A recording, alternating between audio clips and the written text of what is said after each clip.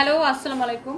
আমি রুবায়েত ফাতেমা তনি এবং আমি আশা করি যে সবাই লাইভটা দেখতে পাচ্ছেন। এবং আমার কাছে এই যে আমার ব্যক্তিগত জীবন নিয়ে এত চর্চা হয় এবং মিথ্যা, প্রচণ্ড রকমের মিথ্যা বানোয়ার তথ্য যারা প্রচার করে এবং নিজের মন গড়া গল্প দিয়ে ফেসবুক থেকে টাকা ইনকামের উদ্দেশ্যে, আই রিপিট, এই তোমরা এখানে শব্দ করো না, দরজাটা আটকাও। শুধুমাত্র ফেসবুক থেকে টাকা ইনকাম করার উদ্দেশ্যে আমাকে নিয়ে পোস্ট দিলে রিচ বেশি হয়, আমাকে নিয়ে পোস্ট দিলে ফেসবুক থেকে টাকা পাওয়া যায়, আমাকে নিয়ে স্টোরি দিলে, আমাকে নিয়ে কথা বললে, আমাকে নিয়ে পোস্ট দিলে ফেসবুক টাকা দেয়, রিচ হয় বেশি। এই উদ্দেশ্যে যারা আমার নামে অপ্রীতিকর কথা এবং নিজের মন গড়া গল্প ছাড়েন, আজকে আমি তাদেরকে চ্যালেঞ্জ করার দিন। আমি জীবনের কোনোদিনেও আমার এইসব ব্যাপারে, আপনারা যতটুকু দেখছেন ক্যামেরায় আমার হাজবেন্ড বাচ্চা কাচ্চা অতটুকু দেখছেন, আমি কখনো আমার ব্যক্তিগত বিষয় নিয়ে ওপেন বা ক্লিয়ার কাট কথা কখনো বলি নাই। বাট আজকে আমি জীবনের প্রথমবারের মতো এবং শেষবারের মতো আমি কথাগুলো বলবো এবং প্রমাণ সহ এবং চ্যালেঞ্জ করে, আই রিপিট চ্যালেঞ্জ করে। আচ্ছা, তারপরে আরেকটা বিষয় হচ্ছে, আজকেই শেষবারের মতো এই বিষয়গুলো নিয়ে আমি কথা বলবো এবং প্রথমবারের মতো। দ্বিতীয়ত হচ্ছে, এটা আমার বিজনেস পেজ। এই বিজনেস পেজ থেকে আমি আর কখনোই বিজনেস ছাড়া অন্য কোনো বিষয়ে আমি লাইভ করতেও চাই না, কথাও বলতে চাই না। So this is the first time and last time. So hopefully সবাই কথাগুলো মনোযোগ দিয়ে শুনবেন। আমাকে নিয়ে প্রথমত হচ্ছে, আমি আজকে যেটা আমাকে খুব মেন্টালি আমি মানে মানসিকভাবে আমি খুব টর্চার্ড ফিল করতেছি, সেটা হচ্ছে যে আমাকে নিয়ে যে একটা মহিলা আছে যে রেগুলার আমাকে নিয়ে পোস্ট দেয়, তিনি খুব সম্ভবত লন্ডনে থাকেন। ওনার নাম হচ্ছে নাহিদ সুলতানা বা রত্না আক্তার সামথিং, আমি জানিও না ওনাকে, আমি চিনিও না। বাট আপনারা যদি ওনার আইডিটা একটু ঘেটে দেখবেন, উনি সারাক্ষণ মানুষকে নেগেটিভ পোস্ট দেয় এবং সারাক্ষণ মানুষকে পচায়। হ্যাঁ, সো সে একটু আগে পরিমণিকে নিয়ে পোস্ট দিছে। আচ্ছা, এবার আসেন, সে আমাকে নিয়ে পোস্ট দিছে। সে লিখছে, কারা জানি বলছিল এই তনি মহিলা নাকি তার বয়স্ক স্বামীর অনেক সেবা করছে, তার চিকিৎসার পিছনে অনেক টাকা খরচ করছে, তাদের জন্য টাটকা খবর, এই নারী তার স্বামীর চিকিৎসার পরবর্তীতে তার তৃতীয় বিবাহের শপিং থেকে শুরু করে সমস্ত খরচ সে তার মৃত স্বামীর ক্রেডিট কার্ড দিয়ে করেছে। ব্যাংক যখন সেই টাকা ফেরত চাইছে, তখন ব্যাংকে তার মৃত স্বামীর বিরুদ্ধে মামলা করতে বলছে এবং সেই পেমেন্টের ব্যাপারে সে কিছু জানে না। খবরে প্রকাশ এসব সে নাকি ইবিএল ব্যাংকের ক্রেডিট কার্ড দিয়ে করেছে। যদি এই খবর সত্যি হয় তাহলে বলতে হয় এই মহিলার কাছে পৃথিবীর সব দান্দাবাজরা ফেল মারবে, জেনুইন ধোঁকাবাজ। ওকে ডিয়ার নাহিদ সুলতানা, আমি আপনাকে নিয়ে একটাও খারাপ কথা বলতে চাই না, বাট আমি আপনাকে চ্যালেঞ্জ করলাম। আপনি তো লন্ডনে থাকেন, আপনি কি করেন আমি জানিও না, আমি আপনার লাইফ নিয়ে ইন্টারেস্টেডও না। আচ্ছা, উনি সারাক্ষণই মানুষকে নিয়ে, আমি একটু মহিলা কি করে সেটা আপনারা একটু দেখতেই পারবেন। এই যে দেখেন, এক শাকিব খান ও বুবলিকে নিয়ে ভিডিও বানাইছে। হ্যাঁ, তারপরে ওনার কাজই হচ্ছে যে মানুষকে নিয়ে ভিডিও বানানো। আমি একটু ওনার পেজে যাই। এই যে যেমন ধরেন, এর আগে পোস্ট করছে শাবনূর আর ইয়াকে নিয়ে, এর আগের পোস্ট আবার আমাকে নিয়ে, মানে ওনার কাজই হচ্ছে অন্য মানুষকে নিয়ে পোস্ট দেওয়া। দেখছেন, উনি লিখছে, যদিও ভাবছিলাম ওনাকে নিয়ে আর পোস্ট দিব না, তবুও দিলাম। যদিও ভাবছিলেন পোস্ট দিবেন না, কিন্তু আপনি দিচ্ছেন। কেন দিচ্ছেন? কারণ আমাকে নিয়ে পোস্ট দিলে ফেসবুক আপনাকে টাকা দেয়। আচ্ছা, কারণ একটা প্রশ্ন আমার মনে ঘুরপাক কাছে, সেটা হলো এই যে উনার স্বামীকে কেউ বুড়া বেটা বললে উনি তেড়ে আসতেন, কমেন্টকারীদের তীক্ষ্ণ জবাব দিতেন, ধুয়ে দিতেন, কিন্তু উনার বর্তমান স্বামীকে সবাই ফ্রড চিটার বললে আমি কিছু বলি না কেন। হ্যাঁ, স্বামীকে গ্রহণ করেছেন, তবে কি ইনি জেনে শুনে স্বামীকে গ্রহণ করেছেন এবং ওনার তৃতীয় স্বামীর ঘটনা এতটাই সত্যি যে উনি আসলে বলার মুখ নাই। আচ্ছা, এই মহিলা সারাক্ষণেই অন্য মানুষকে নিয়ে পোস্ট দিতে থাকে। আমি একটু তার প্রোফাইলটা যদি আরো ঘেটে দেখেন, এই যে দেখেন, তার কাজই হচ্ছে অন্য মানুষকে নিয়ে পোস্ট দেওয়া, রিচ বানানো এবং হচ্ছে যে ফেসবুক থেকে টাকা ইনকাম করা। এনার মতো এরকম বহু মানুষ আছে যাদের কাজ হচ্ছে এরকম, মানে এখন তো এরকম শত শত মানুষ আছে যারা ফেসবুকে, যারা হচ্ছে শুধুমাত্র অন্য মানুষকে নিয়ে বাজে কথা বলে পোস্ট দেয় এবং পোস্টের বিনিময়ে ফেসবুক থেকে টাকা পায়। ওকে, আজকে আমি একটু এই যে পোস্টটা দিছে ইভিএল এর, এবং আমি এই বিষয়গুলো আমার কাছে মনে হয় আমার একটু ক্লিয়ার করা উচিত। সো আমি আসলে প্রচন্ড বিরক্ত। আমি আসলে আমার এই ব্যক্তিগত জীবনগুলো নিয়ে আমি কখনোই কথা বলি নাই। আর ওনার মতো মানুষ যারা অন্যদেরকে নিয়ে সমালোচনা করেন, আপনি সারাদিন অন্য মানুষকে নিয়ে পোস্ট দেন। তো আপনি কিরকম মানুষ বা আপনি কি একজন ভালো মানুষ না খারাপ মানুষ, আপনার প্রমাণ কিন্তু এখানেই পাওয়া যায়। আচ্ছা, এবার আসেন আমি একটু শুরু থেকে বলি। সো আমি আমার মৃত হাজবেন্ড বা লেট হাজবেন্ড জনাব সাদাত রহমানকে আমি বিয়ে করেছিলাম ভালোবেসে, প্রেম করে। উনার থেকে আমি আবারও বলতেছি, তার থেকে আমি একটা পয়সাও নেই নাই, এবং তার থেকে কোনো সম্পত্তি আমি বা আমার ছেলে সারফরাজ পায় নাই। সো এই যে হ্যাঁ, মৌ সুলতানা নামে আরেকজন আছে, ইয়েস, মৌ সুলতানা নামে আমি বনানী থানায় আমি কমপ্লেন করেছি, লিখিত কমপ্লেন। বাট মৌ সুলতানা দেশের বাইরে থাকায় তাকে আইনের আওতায় আনা যাচ্ছে না। বাট মৌ সুলতানার নামে আমি লিখিত কমপ্লেন করেছি, এবং 2বার করেছি। একবার আমি গুলশান থানায় করেছি, আবার বনানী থানায় করেছি। আমি এই বিষয়গুলো ক্লিয়ার করব। নট অনলি মৌ সুলতানা, আরেকটা আছে সাংবাদিক আকাশ নিবিড়, আরেকটা আছে এনামুল কবির। এনামুল কবিরের নামে আমি মামলা করব। সো আমি প্রত্যেকটা বিষয় আপনাদেরকে ক্লিয়ার করে দেবো, জাস্ট একটু সাথে থাকুন। আরেকটা আছে কি যেন মহিলাটার নাম, কি যেন তানিয়া, হোয়াট এভার তানিয়া, কি একটা পেজের নাম। সো আমার কাছে মনে হয় শুভ, আমার কাছে তোমাদের মনে হয় না এই বিষয়গুলো আমার ক্লিয়ার করা উচিত? কারণ সারা পৃথিবীর কাছে আমি একটা লোভী মহিলা হিসেবে পরিচিত। প্রথমে আমি ক্লিয়ার করি, আমার যে লেট হাজবেন্ড সাদাত রহমান, সে হচ্ছে ফুয়াং সিরামিকের ডিরেক্টর হিসেবে চাকরি করত, এবং সেখান থেকে সে 3.5 লাখ টাকা স্যালারি নিত। হ্যাঁ, অবশ্যই শেয়ার দেবে। সেখান থেকে সে 3.5 লাখ টাকা বেতন পাইতো। এবং আমি যখন তার সাথে আমার যখন পরিচয় বিয়ে, তখন আমি নিজেও কিন্তু কাজ করি এবং ইনকাম করি। সো আমার সবসময় আমার মধ্যে একটা মানে আমার বাবা এই জিনিসটা আমার মধ্যে দিছে যে আমাদেরকে কাজ করতে হবে, পড়াশোনা শুধু করলে হবে না, পড়াশোনা শেষ করে কাজ করতে হবে। এই জিনিসটা আমার বাবাই আমাদের মধ্যে দিছে, আমার সব ভাই বোনের মধ্যে। আমার বোনও কিন্তু তার পড়াশোনা শেষ করে কাজ শুরু করছে। আচ্ছা, তো যেহেতু আমি খুব অল্প বয়সে বিয়ে করে ফেলছিলাম, এবং যেটা আমার জীবনের একটা ভুল ছিল, তো সেখান থেকে আমি ডিভোর্স হয়ে আসার পরে আমি কিন্তু অনেক কাজ করছি, আমি ঘুরে দাঁড়ানোর চেষ্টা করছি, তো অনেক পরিশ্রম করছি, স্টিল আমি কাজ করতেছি। আচ্ছা, তো আমি যখন আমার লেট হাজব্যান্ড সাদাত রহমানকে যখন বিয়ে করি, সে তখন ফুয়াং সিরামিকের ডিরেক্টর, এবং তাদের আরও একটা কোম্পানি, সে এমডি ছিল, ওই একই মালিকের সেম গ্রুপের আরেকটা কোম্পানি রংপুর ডিস্টিলারিজ, সে রংপুর ডিস্টিলারিজেরও এমডি ছিল। But Rangpur distilleries somehow run করতেছিল না, তাদের কিছু মানে গভর্নমেন্টের সাথে কিছু ইস্যু ছিল, এবং আরও কি তাদের ইন্টারনাল সমস্যা ছিল, আমি জানি না।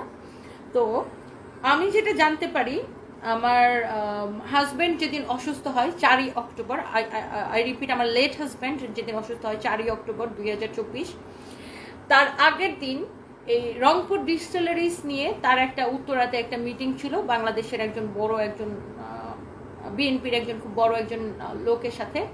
কারণ রংপুর ডিস্টিলারিজটা তারা হ্যান্ড ওভার করে নিচ্ছে, এবং এই রংপুর ডিস্টিলারিজের নামে কয়েক কোটি টাকা লোন আছে, যেটা কিনা কোম্পানির লোন। এবং যেহেতু আমার লেট হাজব্যান্ড এটার পেইড এমডি ছিল, এবং সে এটার সিগনেটরি ছিল, তার সিগনেচার ছিল ওখানে, গ্যারান্টার ছিল সে, সো ওই লোনের প্রেশারটা তার উপরে ছিল।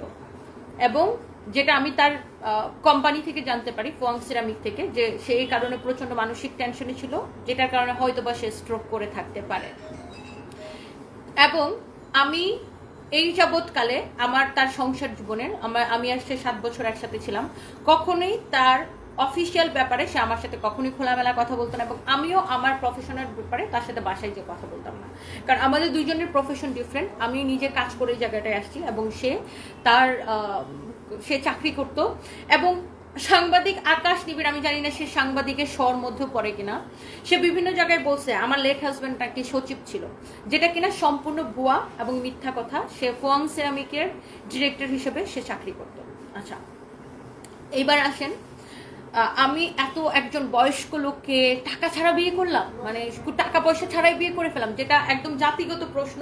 এবং আমাকে যেটা আজকে আমি 20 থেকে যখন থেকে অনলাইনে কাজ করি, আমরা মনে হয় 2020-এর লাস্টের দিকে আমি আমার লেট হাজব্যান্ডকে নিয়ে ক্যামেরার সামনে আসছি। সো 2020-এর লাস্ট থেকে আজকে 2025-এর লাস্ট, এই লাস্ট 5টা বছর ধরে আমাকে সোশ্যাল মিডিয়াতে একটাই কথা শুনতে হয় যে আমি টাকার জন্য বুড়া লোককে বিয়ে করছি, টাকার জন্য বুড়া লোককে বিয়ে করছি, টাকা টাকা টাকা, আমি লোভি।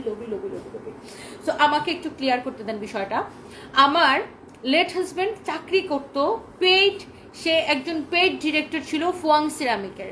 আপনারা চাইলে ফুয়াং সিরামিকে যোগাযোগ করে জেনে নিতে পারেন। এবং সে 3.5 লাখ টাকা ওখান থেকে স্যালারি পাইতো। এবং সে যে কত টাকা স্যালারি পাইতো আমি সেটাও জানতে পারছি কবে জানেন? তাকে নিয়ে যখন আমি ব্যাংককে যাই, সে যখন অসুস্থ হয়ে যায়, তারপরে সে যখন তার অফিসের কাছে, তার কোম্পানির কাছে আমি যখন হেল্প চাই, তাদের চেয়ারম্যানের কাছে যখন আমি হেল্প চাই, তখন আমি জানতে পারি যে সে 3.5 লাখ টাকা এই কোম্পানিতে স্যালারি পাই। এর আগে পর্যন্ত আমরা হাজব্যান্ড ওয়াইফ কখনোই কে কত টাকা ইনকাম করি সেটা নিয়ে কেউ কারোর সাথে ক্লিয়ার কাট ডিসকাশন করতাম না। কারণ কি, আমরা সবসময় নিজের যার যার টাকা দিয়ে শেষে চলতাম। আমি আমার টাকা দিয়ে চলতাম, সে তার টাকা দিয়ে চলতো। বাট ফ্যামিলিতে আমরা দুজনেই মানে একটা সংসার চালাতে যে খরচটা, সেখানে আমরা দুজনেই কন্ট্রিবিউট করতাম। তারও কন্ট্রিবিউশন ছিল, আমারও ছিল। এবং আমি বনানী যে বাসাটা থাকি সেটা কিন্তু আমার ভাড়া বাসা, কেনা বাসা না। এবং অনেকে যেটা প্রচার করেন যে বনানীর বাসা সারফাজের ড্যাডি আমাকে কিনে দিয়ে গেছে, আমি সেই বাসায় থাকি, ডুপ্লেক্স বাসায় থাকি, এটা সম্পূর্ণ একটা মিথ্যা কথা। সেটা আমার ভাড়া বাসা। হ্যাঁ, এবং আমি 2টা ফ্ল্যাট নিয়ে থাকতাম, এটা সত্যি। ফাহিমের কি হয়েছে, ফাহিমকে কেন বের করে দিছে আমরা, সেটারও আজকে আমি ক্লিয়ার কাট উত্তর দিব। এবং ফাহিম আমার স্টাফ ছিল, অ্যাসিস্ট্যান্ট ছিল। কিছু নোংরা মানুষ ফাহিমকে নিয়েও আমাকে নোংরা কথা বলে। এরকম তো অনেক ছেলেরা আমার কোম্পানিতে কাজ করে, এরকম অনেক ছেলেরা আমার কোম্পানিতে কাজ করে। সো ফাহিমকে কেন আমরা কোম্পানি থেকে বের করে দিচ্ছি সেটারও আজকে আমি ক্লিয়ার কাট উত্তর দিব। এবং এই বিষয়গুলো নিয়ে আমি ফার্দার আমার লাইফে কোনোদিন কথা বলবো না। আমি একটা নতুন বিয়ে করছি, আমি জীবনটাকে মুভ অন করার চেষ্টা করতেছি, আমি একটু শান্তিতে এবার বাঁচতে চেষ্টা করতেছি। আপনারা আমাকে একটু দয়া করে বাঁচতে দিবেন এবং আমি আপনাদের প্রত্যেকটা কথার ক্লিয়ার কাট উত্তর দিব। এবং আমি চ্যালেঞ্জ করতেছি, বাংলাদেশে অনেক ইন্টেলিজেন্স এজেন্সি আছে। বাংলাদেশ ব্যাংকে যদি কারোর এনআইডি কার্ড দেওয়া হয়, পুলিশকে কারো আইডেন্টি কার্ড দেওয়া হয়, তার নারী নক্ষত্র ঘুরি সবকিছু বের করে নিয়ে আসতে পারে, রাইট? সো আমার কথা যদি মিথ্যা হয়, বাংলাদেশের আপনারা সার্চ করেন আমার এনআইডি কার্ড দিয়ে, আমার লেট হাজব্যান্ডের এনআইডি কার্ড দিয়ে সার্চ করেন, রাইট? মিথ্যা বলার তো কোনো সুযোগ নাই। আমি লাইভে এখন 9,000 মানুষ আমার লাইভ দেখতেছেন, মিথ্যা কথা বলার তো কোনো সুযোগ নাই। হ্যাঁ, ফাহিমকে আমরা বের করে দিছি এবং ফাহিমকে কেন বের করে দিছি সেটাও আমি ক্লিয়ার কাট আনসার দিব। একটু শুনতে হবে। পাঠাইছে না? আচ্ছা, এরপর আসেন সারফরাজের ড্যাডি। তার বয়স হয়েছে, তার তখন বয়স 68 বছর। এবং সারফরাজের ড্যাডি, আমি যতটুকু তার কাছ থেকে শুনছি, 2007 সালে তার হার্টে 2টা রিং পরানো হয়েছিল। এবং সে সবসময় অসুস্থ হইতো। আমার সাথে বিয়ের পরেও বছরে কিন্তু 2-3 বার তাকে নিয়ে আমি ইউনাইটেড হসপিটালে ভর্তি হইতাম। আমার কথা যদি বিশ্বাস না হয়, আপনারা ইউনাইটেড হসপিটালে তার হিস্ট্রি চেক করে নেবেন যে সে বছরে কতবার ইউনাইটেড হসপিটালে তাকে নিয়ে ভর্তি হওয়া লাগতো। কারণ সে একটা অসুস্থ মানুষ ছিল, সে প্রায় সময় অসুস্থ হয়ে যেত এবং তাকে নিয়ে আমি প্রায় সময় ইউনাইটেড হসপিটালে। এবং কোভিডের সময় সে 2বার কোভিড সাসপেক্টেড ছিল এবং সে কোভিডের সময় আমি তার সাথে হসপিটালে ছিলাম। আমার একবারও ভয় লাগে না, কারণ আমি মানুষটাকে প্রচন্ড ভালোবাসতাম। আমি যদি আমার জীবনে কাউকে প্রচন্ড ভালোবেসে থাকি, সেটা হচ্ছে সারফরাজের ড্যাডি। এখন কে কি মনে করেন, কে বিশ্বাস করেন না করেন, আই ডোন্ট কেয়ার, আমার কিছু যায় আসে না। তো সবসময় সে ইউনাইটেড হসপিটালের পেশেন্ট, ডক্টর কায়সার নাসিরুল্লাহর আন্ডারে, উনি তার হার্টের ডক্টর। তো সবসময় ওকে নিয়ে আমি ভর্তি হইতাম। এবং ওর একটা জিনিস ছিল কি, ও খাবার দাবার মেনটেন করতো, বাট খুব একটা যে মেনটেন করতো তা না। ওকে ডক্টর ট্রেডমিল, মানে ওকে প্রতিদিন হাঁটতে বলছিল অ্যাটলিস্ট 45 মিনিটস। ও কখনোই হাঁটতো না। আমি ওর জন্য একটা ট্রেডমিল কিনছিলাম। ট্রেডমিলটাই যে এখন আমার সামনে, এখানে আমি অফিসে নিয়ে আসছি, আমার বাসায় রাখার জায়গা নেই। কিন্তু সে ট্রেডমিলেও দৌড়াইতো না, খুব কম, হয়তো বছরে 1-2 বার দৌড়াইতো। মানে ও আসলে স্বাস্থ্য সচেতন ছিল না ওইভাবে। আর আমি যেহেতু নিজে 16-17 ঘন্টা 18 ঘন্টা আমার কাজ করতে হয়, সো আমি যে আমার হাজব্যান্ডের পিছনে লেগে থেকে হাজব্যান্ডকে সাথে নিয়ে এগুলো করাবো, আমার পক্ষে আসলে সম্ভব ছিল না। কারণ আমার অনেক রেসপন্সিবিলিটি, আমার মা, ভাই, বোন সবাইকে আমার দেখতে হয়, আমার বাচ্চাদেরকে আমার দেখতে হয়, আমার সানভিকে আমার দেখতে হয়। আচ্ছা, এবার আসেন, এই যে সবাই বলেন আমার হাজব্যান্ড আমাকে অনেক টাকা দিয়ে গেছে, অনেক টাকা দিয়ে গেছে, অনেক টাকা গেছে, যেটা সম্পূর্ণ ভুয়া কথা। সারফরাজের ড্যাডি অসুস্থ হওয়ার পরে যখন ও ভোর 5টা বাজে অসুস্থ হয় এবং আমি ওকে নিয়ে ইউনাইটেড হসপিটালে নিয়ে যাই, সাথে সাথে ইনস্ট্যান্ট। এখন অনেকে বলবেন যে ড্রাইভার কোথায় ছিল এত ভোরবেলায়। আচ্ছা, আমার ড্রাইভার জাহাঙ্গীর, আমার বাসা হচ্ছে বনানীতে। আর আমার ড্রাইভার তখন এই যে আপনার টিএনটি গেট থাকতো। সো আমার বাসা থেকে টিএনটি গেট অনলি 5 মিনিটের ডিস্টেন্স। হ্যাঁ, তো জাহাঙ্গীরকে আমি ফোন দেওয়ার সাথে সাথে সে বাসায় চলে আসে এবং একটা রিক্সা নিয়ে, এবং আমার বোন জামাই, আমার বাসার সিকিউরিটি সবাই মিলে। সারফরাজের ড্যাডি ঘুমের মধ্যে সে ব্রেন স্ট্রোক করে এবং আমাকে এরকম ধাক্কাইতেছিল ঘুমের মধ্যে। এবং আমি যখন দেখছি ও কি হয়েছে, ওর চোখে মুখে পানি দিতেছিলাম, ও আর কোনো কথা বলতে পারে নাই। ও এরকম করে টাং বাইট করার পরে ও আর কোনো কথা বলে না। ওকে আমরা সাথে সাথে ইউনাইটেড হসপিটালে নিয়ে যাই এবং ইউনাইটেড হসপিটালে নিয়ে যাওয়ার পরে ওখানে ডক্টররা ওকে হচ্ছে যে আপনার চেক আপ করে। হ্যাঁ, তারপরে সাথে সাথে ওকে লাইফ সাপোর্ট দিয়ে দেয়। ওর হচ্ছে আপনার ওর কি হয়েছে সেটা দেখার ডাক্তার অনেক চেষ্টা করে, সিটি স্ক্যান করে। তো ও যে ব্রেন স্ট্রোক করছে সেটা সিটি স্ক্যানে ধরা পড়ে না। সো সেটা যখন সেটা ধরা পড়ে একদিন পরে 36 ঘন্টা পরে, এবং ধরা পড়ার পরে ডক্টর এই যে দেখেন আমি একটু এখানে একটু আপনাকে দেখাইতে যে ওর ব্রেনটা কি পরিমাণ ড্যামেজ হয়েছিল এখানে। আর এইটা দেখেন কেস সামারি, অনেকে বলেন যে আমি নাকি আমার হাজবেন্ডকে মেরে ফেলছি। So here is the case summary, যেটা আপনি কিনা পড়লে বুঝতে পারবেন যে ইউনাইটেড হসপিটালে ওর সব হিস্ট্রি আছে। আমার কথা বিশ্বাস না হলে আপনারা ইউনাইটেড হসপিটালে থেকে একটু জেনে নেবেন যে ওর কি হয়েছিল, এখানে সব কিছু কেস সামারিতে দেওয়া আছে। ওকে, সো এই কেস সামারিটা আমি ইউনাইটেড হসপিটাল থেকে নিয়ে ইউনাইটেড হসপিটালের ডক্টর বলে তখন যে ওকে 1%ও বাঁচার সম্ভাবনা নাই, ও 1%ও বাঁচবে না। তো আমি এই কথাটা কোনোভাবেই মানতে রাজি না যে না আমি ওকে বাঁচাই ছাড়বো, কারণ ও না মানুষটা খুবই ভালো ছিল, ও অসম্ভব ভালো মনের একজন মানুষ ছিল, ও খুবই ভালো ভদ্রলোক, ওর ফ্যামিলি ব্যাকগ্রাউন্ড ভালো, ও মানুষ হিসাবে ওকে আমি 100-তে 100 দিব।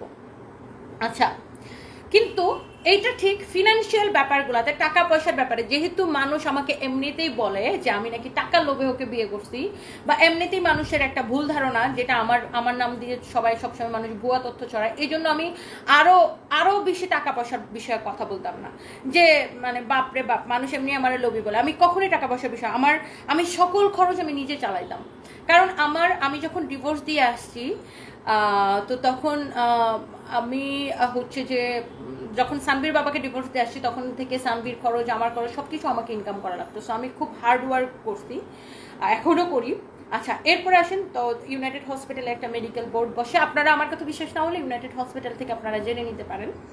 তো তখন সেখানে ডক্টর নিউরোলজি ডক্টর বলে যে এখানে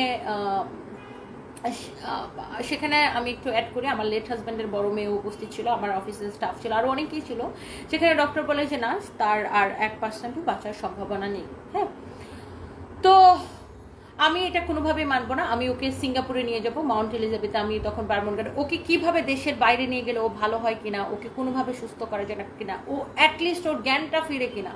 আমার একটা ব্যাপার ছিল যে ও পুরোপুরি সুস্থ না হইলেও অ্যাটলিস্ট মানুষ তো কোমায়, ও তখনই কোমায় চলে গেছে, ও ডে 1 থেকে কোমায় চলে গেছে, যে অ্যাটলিস্ট মানুষ তো তাকায়, মানুষ ও বিছানায় শুয়ে থাক, আমি ওর জন্য বাসায় নার্স রাখবো, তারপরে ও তাকাক, ও বিছানায় শুয়ে থাক, ও অ্যাটলিস্ট বেঁচে আছে, এটাই আমার শান্তি। ও বেঁচে আছে, সারপ্রাইজের ড্যাডি বেঁচে আছে, এটাই আমার শান্তি। সো সেই চেষ্টা থেকে আমি দেখেন আমি আরও কিছু জিনিস আপনাদেরকে দেখাই। সিঙ্গাপুরের মাউন্ট এলিজাবেথের হসপিটালের জন্য আমি তখন কিন্তু কেস সামারি পাঠাই। এখানে দেখলে বুঝতে পারবেন, ওনার নাম হচ্ছে নিশাত আপু, উনি হচ্ছে মাউন্ট এলিজাবেথের জব করেন। হ্যাঁ, ওনাকে দেখেন 6 October, you can see 6 October আমার সারফেসের ড্যাডি অসুস্থ হয় 4ই অক্টোবর। সো 4 অক্টোবর অসুস্থ হয়, ইউনাইটেড হসপিটালে নিয়ে যায়। 6 অক্টোবর ডাক্তার বলে তাকে বাঁচানো সম্ভব না, তার 1%ও বাঁচার সম্ভাবনা নাই, কারণ তার ব্রেন পুরোটা ড্যামেজ হয়ে গেছে, ব্রেন স্ট্রোকের, তার একটা মারাত্মক ব্রেন স্ট্রোক হয়েছে। সো আমি সরি নিশাত, এটা আপু না, এটা হচ্ছে ভাইয়া, সরি ভাইয়া। এই যে দেখেন আমি ওনাকে এগুলো পাঠাইছি, আমি লিখছে থ্যাংক ইউ ভাইয়া। উনি কি লিখছে, আপু we are trying our best, please send me the case summary for. আচ্ছা দেখেন এখানে সব কিছু দেওয়া আছে, আপনি দেখতেই পাচ্ছেন, ওনার সাথে পরে আমার কথা হয়েছে, সব কিছু দেখতে পাচ্ছেন। আচ্ছা, এইবার আসেন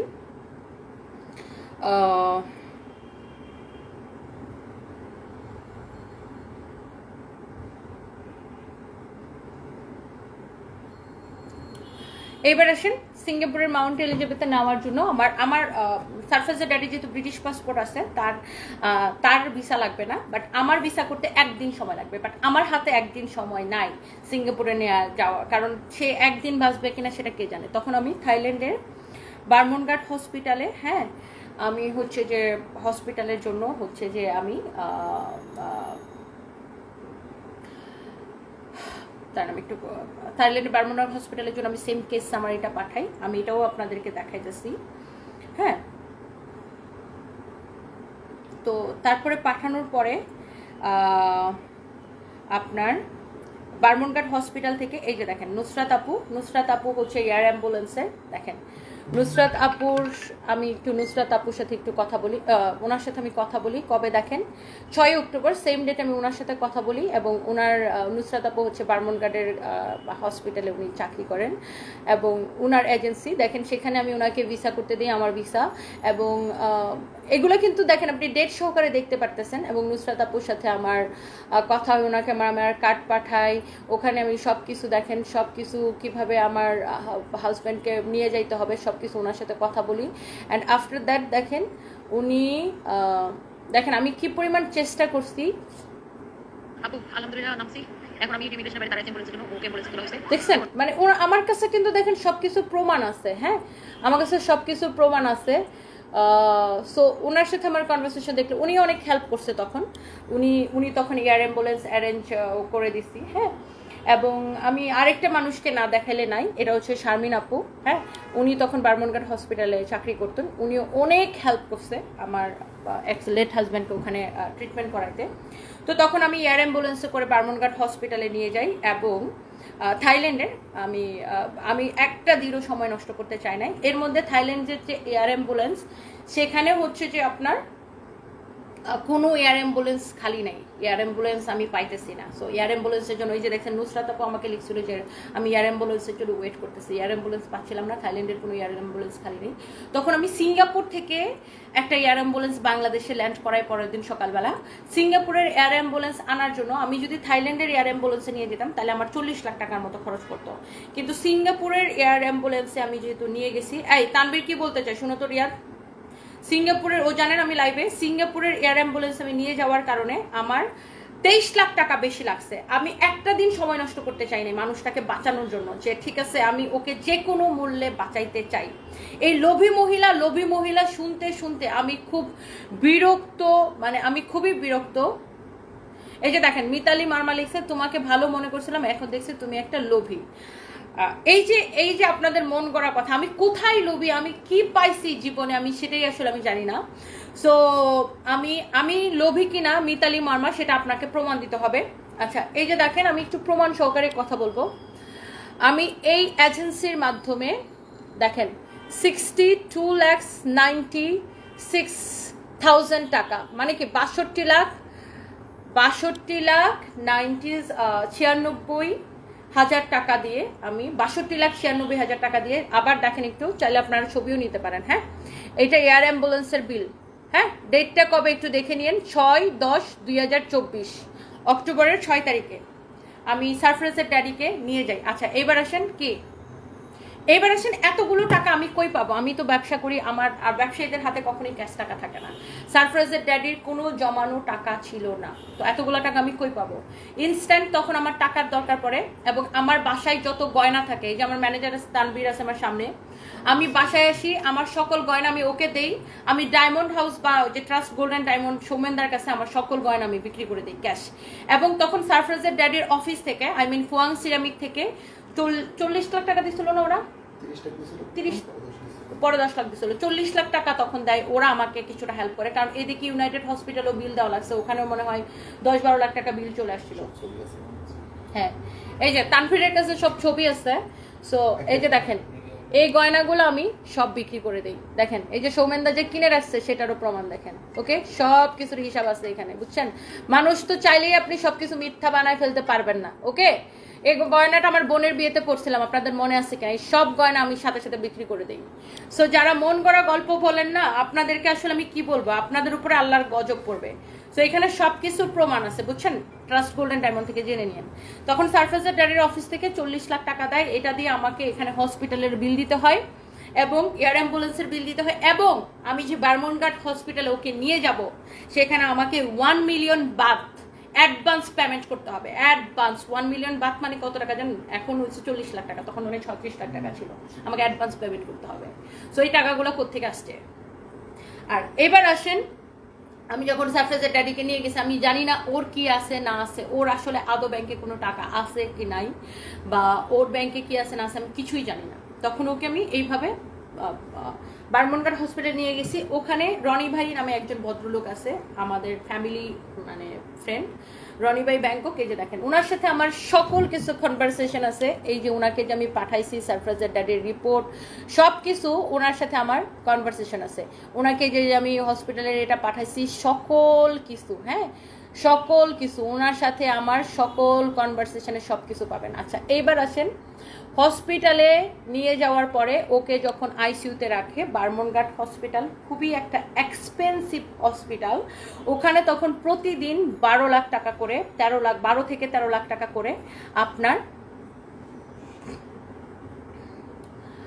আচ্ছা বুরহান উদ্দিন লিটন এই যুগে কি যেন লিখছেন আপনি, হাতে লেখা এয়ার অ্যাম্বুলেন্সের ভাউচার, তো সেটা আপনি এই travel agency, travel consult limited, ওদেরকে আপনি জিজ্ঞাসা করেন। আমার সাথে তো সব হোয়াটসঅ্যাপের কনভারসেশন তো নিশ্চয়ই আমি বানাই নাই, হোয়াটসঅ্যাপ থেকে দেখাইতেছি। অ্যাপ্লাই করে যে আমরা ইয়াতে পাঠাইছিলাম রিকোয়েস্ট করে, যে ওদের কি বলে কি এটা, হ্যাঁ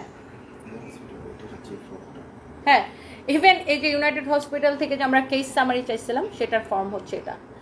আপনার মতো মানুষজন, বুরহানুদ্দিন লিটন, আপনার মতো মানুষজন সব কিছুতেই সন্দেহ করেন।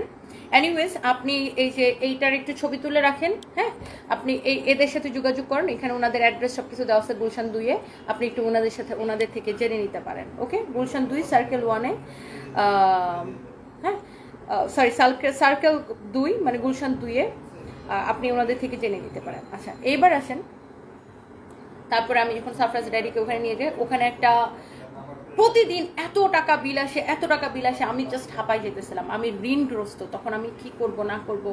আর তখন আমাকে সবাই ওই হসপিটালে নিয়ে যাওয়ার পরে ওখানকার ডাক্তাররাও বলতেছিল, ওইগুলোরও সব রিপোর্ট সব ফাইল আমার কাছে আছে, আমি তো চ্যালেঞ্জ করতে পারি, কারো যদি আমার থেকে জানার থাকে ব্যক্তিগত বিষয় বা চ্যালেঞ্জ করার থাকে, আপনি আসেন, আপনি আমাকে চ্যালেঞ্জ করেন, আমি আপনাকে সব পাই টু পাই কাগজ ধরে ধরে বলে দিব। যখন আমি বার্মনঘাটে নিয়ে যাই, বার্মনঘাট হসপিটালেও সব হিস্ট্রি থাকে, আপনি ব্যাংককে বার্মনঘাট হসপিটাল থেকে সব হিস্ট্রি নিতে পারবেন সাদাত রহমান লিখে সার্চ দিলেই। সো আমি ওখান থেকে ডক্টর বলে যে উনাকে বাঁচানো সম্ভব না, উনার বাঁচার সম্ভাবনা নাই, বাংলাদেশেই উনি শেষ হয়ে গেছে। সো আপনি উনাকে কষ্ট করে নিয়ে আসছেন, আপনি হয় আপনার কাছে দুইটা ওয়ে, আপনি উনাকে এইভাবে বাংলাদেশে ফেরত নিয়ে যেতে পারেন, ওখানে উনি বাংলাদেশের হসপিটালে রাখতে পারেন, কারণ আমরা অনেক এক্সপেন্সিভ।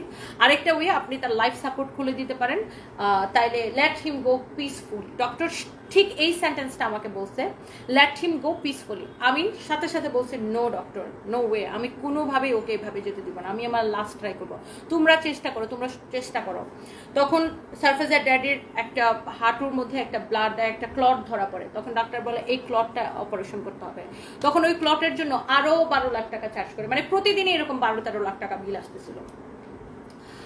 তখন আমি খুব ভাপাই যে আমি ঋণগ্রস্ত, আমার অবস্থা খুবই খারাপ, আমি আমার কোম্পানিতে লসে 50% ডিসকাউন্ট দিচ্ছি কিনা আপনি আমার গত অক্টোবর মাসের হিস্ট্রি দেখে নিন, আমাদের পেজে সব হিস্ট্রি আছে। 50% ডিসকাউন্ট দিচ্ছি, যেখানে আমাদের প্রফিট মার্জিন 20%-এর উপরে থাকে না, সেখানে 50% ফ্ল্যাট 50% সেল দিলে আমাদের কি পরিমাণ লস হতে পারে you can't imagine. Flat 50% sale দিয়ে আপনি আমাদের অক্টোবর মাসের পোস্ট এখনো আছে, আপনি আমাদের পেজে দেখে নেবেন, গত বছর অক্টোবর মাসের ফ্ল্যাট 50% সেল দিয়ে আমি হচ্ছে টাকা বের করি, এবং আমি আরো অনেক লোন করি। আচ্ছা এরপরে আমি এইবার আমাকে সবাই বলতেছে যে সারফরাজের ড্যাডির অ্যাকাউন্টে কিছু আছে কিনা বা ওর কি আছে না আছে সেটা খবর নেওয়ার জন্য। তো সারফরাজের ড্যাডি আমাকে একটা সারফরাজের প্রাপ্তি বলতে তার বাবার থেকে শুধুমাত্র ব্রিটিশ পাসপোর্ট, সারফরাজের ব্রিটিশ পাসপোর্টটা আসে গত বছর সেপ্টেম্বর মাসে, এবং সারফরাজের বাবা অসুস্থ হয় অক্টোবর মাসে। আচ্ছা সারফরাজের জন্য আমি মাঝে মাঝে ওকে বলতাম যে এই যে মানুষ আমাকে লোভী বলে, মানুষ তো মনে করে আমি তোমার থেকে শত শত কোটি টাকা নিয়ে নিছি, অথচ আমরা তো কিছুই নিই নাই তোমার থেকে, তো তুমি বাবা হিসেবে সারফরাজকে কিছু একটা দাও।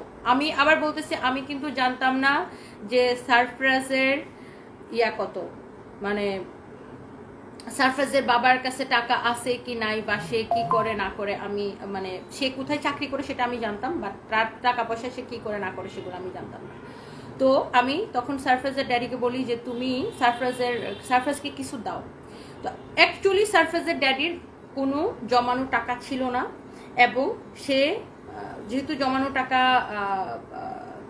ছিল না, তো সে সারফরাজকে আর কি দিবে। তো যেহেতু আমি আমার বিজনেসের মধ্যে আমি 2020-এর পরে আমি ওর থেকে ভালো স্টাবলিশড হয়ে যাই, এবং আমি ওর থেকে বেশি ইনকাম করি, তো ওর মধ্যে থাকে না যে প্রত্যেকটা পুরুষের মধ্যে একটা ইনসিকিউরিটি হয়তো কাজ করে। একে তো ছিলাম আমি একটা ইয়াং মেয়ে, তারপরে আমি ওর এত বয়সে বিয়ে করছি, তারপরে অ্যাকচুয়ালি তো আমি ওর থেকে না বাড়ি গাড়ি টাকা পয়সা আমি তো ওর থেকে কিছু নিই নাই, আর ওর থাকলে তো আমি নিব, আমি তো শুরু থেকেই জানতাম ও একটা কোম্পানিতে ও পেইড এমডি চাকরি করে, একজন পেইড এমডি বা ডিরেক্টর কত টাকা স্যালারি পাবে, 3.5 লাখ টাকা স্যালারি পেতো, আমি তো থাকলে তো নিব। তো এই যে দেখেন, আমি না ডেট সহকারে আপনাকে একটু প্রমাণ দিতে চাই।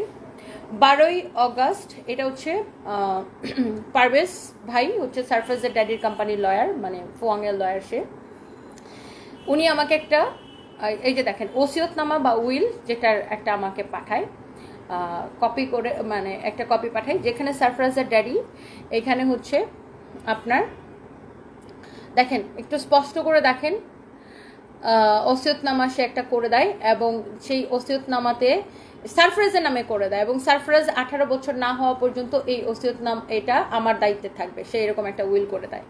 সে উইলের মধ্যে কি কি পাবো আমরা একটু দেখেন। ব্যাংক বা আর্থিক প্রতিষ্ঠানের হিসাব 206, 203, 474 ঢাকা ব্যাংক লিমিটেড, বনানী শাখা, কামাল আতাতুর্ক অ্যাভিনিউ। আচ্ছা, আইসিবি সঞ্চয়পত্র নাম্বার এত, আইসিবি সঞ্চয়পত্র নাম্বার এত, আর কিন্তু কিছু নাই, 3টা জিনিস। ওকে, এই 3টা জিনিস। এবং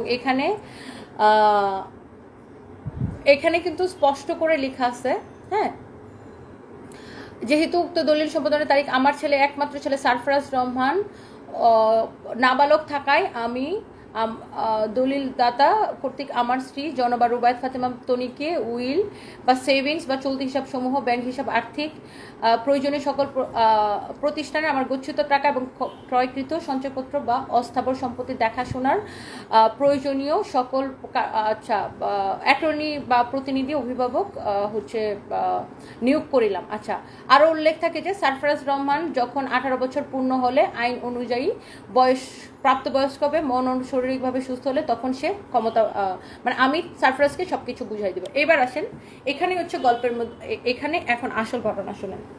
এইটা যখন এই উইলটা সারফরাজের ড্যাডি আমাকে, এটার কিন্তু ড্রাফট কপিটা আমাকে পাঠায় কবে দেখছেন, অগাস্টের 4 তারিখে 2024-এ। সো এই উইলটা আমাকে দেয় হচ্ছে সেপ্টেম্বরে। এই উইলটা আমার কাছে এখনো আছে এবং তাদের যে লয়ার পারভেজ সাহেব, উনি ফোয়াঙেই বসে, আপনারা চাইলে ওনার থেকেও জেনে নিতে পারেন। না, আমার একটু ব্যাখ্যা দেওয়ার দরকার আছে সুরায়াশিত আপু। সারা জীবন আমি লোভী লোভী লোভী এই কথা শুনতে শুনতে আমি ক্লান্ত, আমি টায়ার্ড। আমি একটু বলতে চাই। রাকিব ইসলাম রাফাত, আপনার স্বামী তো আপনাকে অনেক ভালোবাসেন, ওনার বয়স একটু বেশি ছিল কিন্তু ভালো মানুষ ছিল, অবশ্যই ভালো মানুষ ছিল এবং ডেফিনেটলি ভালো মানুষ ছিল এবং সে আমাকে প্রচণ্ড ভালোবাসতো, আমিও তাকে প্রচণ্ড ভালোবাসতাম, এখনো বাসি। আচ্ছা, এবার আসেন সারফরাজের ড্যাডিকে যখন আমি এই অক্টোবরের 7 তারিখে যখন আমরা ব্যাংককে নিয়ে যাই, তার ওখানে চিকিৎসা চলতেছে, তখন আমি টাকা পয়সা দিতে দিতে আমি হাঁপাই যেতেছি, আমি ঋণগ্রস্ত, আমার অনেক সমস্যা। আপনার মনে আছে কিনা, আমি তখন একটা ফেসবুকে পোস্ট করি যে আমি প্রয়োজনে আমি হচ্ছে বিভিন্ন ব্র্যান্ডের সাথে চুক্তি করবো, বিভিন্ন ব্র্যান্ডের প্রমোশনে কাজ করবো, তারপর আমার টাকা দরকার। আচ্ছা, এর মধ্যে আমাকে সবাই বলে যে এই যে উইলটা সারফরাজের ড্যাডি করে দিয়ে গেছে, তো তুমি একটু বাংলাদেশে যাও, যা দেখো একটু ব্যাংকে তার কত টাকা আছে, তুমি ব্যাংকে রিকোয়েস্ট করো যে ব্যাংক যেন এই টাকা, তার যদি অ্যাকাউন্টে সেভিংস থাকে, এই টাকাটা যেন হসপিটালকে ডিরেক্টলি ট্রান্সফার করে দেয়। তো তখন আমি বাংলাদেশে ফিরে আসি আমার বোনকে থাইল্যান্ডে রেখে আমি বাংলাদেশে আসি, আমার বোনকে থাইল্যান্ডে নিয়ে যাই। ও তখন আমার লেট হাজব্যান্ডের কাছে থাকে এবং আমি বাংলাদেশে আসার পরে আমি ঢাকা ব্যাংকে যাই প্রথমে, এবং ঢাকা ব্যাংকের বনানী ব্রাঞ্চের যে ম্যানেজার,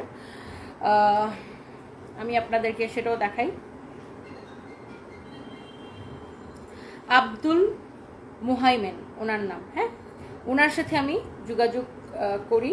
সেটা দেখেন কবে, 24শে অক্টোবর 2024, হ্যাঁ, আমি ওনাকে টেক্সট করি, হ্যাঁ, এবং ওনাকে আমি আমার হাজব্যান্ডের প্রেজেন্ট কন্ডিশনটা জানাই এবং ওনার সাথে আমি কথা বলি এবং ওনাকে আমি ভয়েস দিই, হ্যাঁ, এখানে সব কিছু আছে, সব কিছু প্রমাণ আছে। ওকে, উনি ঢাকা ব্যাংকের বনানী ব্রাঞ্চের ম্যানেজার। এইবার আসেন, উনি আমাকে জানায় যে আপনার হাজব্যান্ডের অ্যাকাউন্টে অনলি 1,52,000 না 54,000 টাকা যেন সামথিং, তানবীর 52,000 বা 54,000, অনলি 1,52,000 টাকা আছে। আমি নিজেই লিটারালি মানে জাস্ট আকাশ থেকে পড়ছি ওই মুহূর্তে। তখন আমি বুঝতে পারছি যে আমার লেট হাজব্যান্ডের কোনো সেভিংস ছিল না। শিউলি ইসলাম, আমার অবশ্যই মানুষকে বলার দরকার আছে, কারণ সারা জীবন আমি লোভী লোভী কথাটা না শুনলে আমি শুনতে শুনতে আমি খুবই ফ্রাস্ট্রেটেড হয়ে গেছি। এখন আমি অবশ্যই ব্যাখ্যা দিব। হ্যাঁ, আমি এই লোভী লোভী কথা শুনতে শুনতে আমি আর বাঁচতেছি না। আমি অবশ্যই আমাকে ব্যাখ্যা দিতে দেন। আমি ব্যাখ্যা দিব না, আপনার আবার মানুষ আমার নামে উল্টাপাল্টা গল্প বানাবে, আপনারা আবার সেখানে মজা নেবেন, আমি এগুলো আর সহ্য করতে পারতেছি না। তখন আমাকে উনি জানায় যে সারফরাজের ড্যাডির অ্যাকাউন্টে অনলি 1,52,000 টাকা আছে, তার কোনো সেভিংস নাই। আচ্ছা, সারফরাজের ড্যাডির অন্য কোনো আর অ্যাকাউন্ট ছিল না। তারপরে সে এই যে উইলের দুইটা যে সঞ্চয়পত্রের আইসিবি দুইটা যে সঞ্চয়পত্রের কথা উল্লেখ করছে, ওই সঞ্চয়পত্রের খোঁজ নেওয়ার জন্য আমি তানবীরকে, আমার ম্যানেজার তানবীরকে, এবং আমার আরেকটা আপু আছে নয়ন আপু, ওনার হাজবেন্ডকে, জামান ভাইকে পাঠাই ওইখানে। তো ওই আইসিবিতে যে তোমরা কি পাইছো, ওই নামে কোনো সঞ্চয়পত্রই নাই, ওই নামে কোনো সঞ্চয়পত্র নাই। আই রিপিট, সারফরাজের ড্যাডির নামে কোনো সঞ্চয়পত্র নাই। তাহলে এখন কোয়েশ্চেন আছে, তাহলে সারফরাজের ড্যাডি আমাকে কেন একটা উইল করে দিল যেখানে তার কোনো টাকা পয়সা নেই? এই উইলে যে সেই সঞ্চয়পত্রের ও কথা আপনারাও জেনে নিতে পারেন। আমি কিন্তু সঞ্চয়পত্রের নাম্বার সব কিছু আপনাদেরকে দেখাচ্ছি, আপনারাও জেনে নিতে পারেন যে এই নামে কোনো সঞ্চয়পত্র ছিল কিনা, বা আসলে কোনো টাকা পয়সা ছিল কিনা, বা আপনারা ঢাকা ব্যাংকের বনানী ব্রাঞ্চে খবর নিতে পারেন। তো আমি তো অনেক তখন একদম আকাশ থেকে পড়ছি, তখন আমার কাছে খুব মানে খারাপ লাগতেছিল যে সারফরাজের ড্যাডি আমার কাছে একটা মানে মিথ্যা উইল সে করে দিয়ে গেল। তখন আমি নিজেকে বুঝতেছি যে মানুষটা হয়তো মানে ওর কাছে আসলে কিছু নাই, বা ওর জমানো কিছু নাই, সে হয়তো এটা আমাকে ডিরেক্টলি বলতে পারতেছিল না। যেহেতু আমি তাকে বলতেছিলাম যে তুমি সারফরাজকে কিছু দিয়ে যাও, বাবা হিসাবে তো তোমার দায়িত্ব। তো আমি এখানে আরেকটা উল্লেখ করি, ওর একটা ফ্ল্যাট আছে, সেটা হচ্ছে মহাখালী ডিওএইচএসে। ওই ফ্ল্যাটে তার মেয়ে থাকে, আগের তার যে সেকেন্ড ওয়াইফ এবং সেকেন্ড ওয়াইফের ঘরের যে মেয়ে তারা থাকে। সো ওই ফ্ল্যাটে আমি কখনোই যাই নাই, সো প্রশ্নই আসে না। আর তো যাই হোক, ওগুলা নিয়ে আমি কথাতে নাই যাই। তো তারপরে হচ্ছে যে আমরা যে বনানী বাসাটায় থাকি সেটা তো আমার ভাড়া বাসা, আমি ভাড়া পে করে আমি আপনাদেরকে বললাম। তো এখন আমি তখন বুঝলাম যে আসলে মানুষটা হয়তো মানে এই যে মানে পুরুষ মানুষের একটা পুরুষ মানুষের একটা আলাদা ইগো থাকে, যে আমি তার থেকে বেশি ইনকাম করি, সে আমার থেকে একটু কম ইনকাম করে, বা সে আমাকে হয়তো এটা বলতে পারতেছিল না যে আমার জমানো কিছু নেই, এটার জন্য হয়তো সে একটা এরকম মিথ্যা উইল করে গেছে। আচ্ছা ঠিক আছে, ওটার জন্য আমি ওকে কখনোই খারাপ বলি না, বা এটার জন্য আমি কখনো তাকে বদদুয়া দিই না, আল্লাহ তাকে বেহেশত নসিব করুক। এটার জন্য আমার কাছে ওইটা খারাপ লাগছে যে একটা মানুষ এতদিন আমার সাথে সংসার করছে, ওকে এটা বুঝলো না যে আমার কাছে টাকা পয়সা কিছু যায় আসে না, টাকা পয়সা থাকলেও কিছু যায় আসে না, না থাকলেও কিছু যায় আসে না। আমার জন্য আসলেই মানে টাকা পয়সার জন্য আমার কিছু যাই আসে না, কারণ আমি না একটা পরিশ্রমী মেয়ে, নিজে ইনকাম করে টাকা ইনকাম করি। সো আমার অন্য একটা পুরুষ মানুষের থেকে হাত পেতে টাকা নিব, এটাই তো আমার ইগোতে লাগে। আমি কোনোদিন কারোর কাছ থেকে হাত পেতে টাকা নিয়ে নিই, আমি চ্যালেঞ্জ করে বলতেছি, আমি কখনই কারোর কাছ থেকে হাত পেতে টাকা নিই না। সো এটা আমার কাছে খুব খারাপ লাগছে যে সারফরাজের ড্যাডি একটা উইল করে দিয়েগুলো, সেখানে কিছু না, কিন্তু সে তারই মিথ্যা উইলটা করার দরকার ছিল না। সে আমাকে বললেই পারতো যে দেখো আমি যেটা মাসের স্যালারি পাই সেটা তো আমি সংসারে খরচ করি, বা এটা সেটা আমি খরচ করি, আমার জমানো কোনো টাকা নেই। তো তারপরে কিন্তু আমি মন ভাঙা ফেলি নাই। তখন আমি, আপনারা প্রয়োজনে ঢাকা ব্যাংকে যোগাযোগ করেন, প্রয়োজনে আইসিবির ওই নাম্বারগুলো দিয়ে যোগাযোগ করেন। তখন আমি আবার ব্যাংককে ফিরে যাই। এদিকে আমি এখন আমার আত্মীয় স্বজন অনেকেই বলে যে তুমি লাইফ সাপোর্ট করে দাও অথবা তাকে বাংলাদেশে ফিরে নিয়ে আসো, কিন্তু আমি ওই সময় আমাদের টাকার দরকার ছিল, অ্যাকাউন্টেও পাই না, ওখানেও পাই না, এরকম কিন্তু আমরা লোড করছিলাম। হ্যাঁ লোড করছি, তার সেটা আমি বলতেছি দাঁড়ান। তারপরেও কিন্তু আমি মানসিকভাবে ভাঙা পড়িনি। আমি আবার ব্যাংককে ফেরত যাই। এইদিকে আমি আমার কোম্পানিতে 50% সেল দিই, যেখানে আমার প্রফিট মার্জিন থাকে 20%, সেখানে 50% সেল দিলে আমার 30% করে লস হয়। আচ্ছা, 3.5 লাখ টাকা সে কি করতো, একজন কোয়েশ্চেন করছেন। ওকে ফাইন, আমরা যে ধরনের লাইফস্টাইল লিড করি, আমরা বনানীতে থাকি, আমরা যে ফ্ল্যাটে থাকি, আমরা 2টা ফ্ল্যাট নিয়ে থাকতাম। সো সেই ফ্ল্যাটের ভাড়াই আসে মান্থলি, ভাড়া বিল টিল সহ 4 লাখ টাকা আসে। Let me clear. সো সেখানে 50%-এর থেকেও কম সে পে করতো, আর বাকিটা ধরেন 60-70% আমি পে করতাম, বাকিটা সে পে করতো। বাসার বাজার সদাই সব কিছু সে করতো। সারফরাজের খরচ আছে, সারফরাজের স্কুলের খরচ আছে, তার নিজেরও ব্যক্তিগত খরচ আছে, সব কিছু সে হচ্ছে যে খরচ দিত। সো বুঝতেই পারতেছেন যে 3.5 লাখ টাকা সে কী করতো, আমরা যে স্ট্যাটাস নিয়ে থাকি বা যেভাবে থাকি। আচ্ছা, আবার আসছেন লোভী না হইলে আরেকটা বিয়ে আবার কেউ করে, ফাজিল মহিলা অপু ঢালি। আরেকটা বিয়ের সাথে লোভীর কি সম্পর্ক? মানে আমি আরেকজন যাকে বিয়ে করছি, মানে তাকে এখন বলেন যে আমি তাকেও টাকা দেখে বিয়ে করছি, আপনারা তো সবই বলতে পারেন। আরেকটা বিয়ে কি মানুষ শুধুমাত্র লোভের জন্য করে? আলহামদুলিল্লাহ আমি অনেক ভালো ইনকাম করি, আমি নিজে পরিশ্রম করি প্রতিদিন। আমার শুনেন, আপনার মতো কিছু গণ্ডমূর্খ আছে যারা না বুঝে কমেন্ট করেন, আমার পেজে দেখবেন আপনি আসেন, বসেন, আমার সাথে চা খান, কফি খান, দেখেন আমার পেজে আমি প্রতিদিন 5টা থেকে 6টা লাইভ করি, প্রতিদিন 12 ঘন্টা বা কখনো কখনো 18 ঘন্টা আমি কাজ করি। এখনো স্টিল আমি এত কাজ করি, আমি কোনোদিন অফ ডে কাটাই না, আমি কোনোদিন অফ ডে কাটাই না।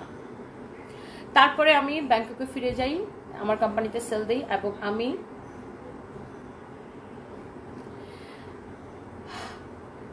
হচ্ছে যে আপনার অনেকগুলো লোন করে ফেলি বাংলাদেশে। আমার যে সাপ্লায়াররা বা যারা আমাদেরকে প্রোডাক্ট সাপ্লাই দেয়, কাপড় চোপড় সাপ্লাই দেয়, তাদের সাথে তো আমার একটা ভালো সম্পর্ক, এত বছরের ব্যবসায়িক সম্পর্ক।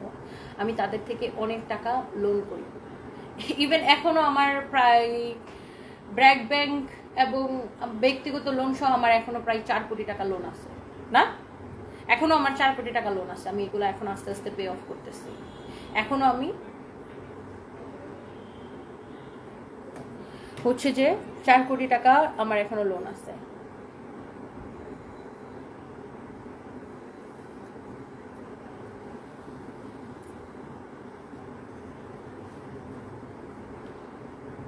কি লিখছে উম্মাইয়া হাবিবা, আমার টাকাগুলো ব্যাগ দেন, মানুষকে আর বোকা বানাবেন না। তন্নি লোবি, আমার প্রোব আছে, আমার টাকাগুলো ব্যাগ দেন। উম্মে হাবিবা, এটা কে? দেখো তো, মনে হয় ফেক পেজে বিকাশ করছেন।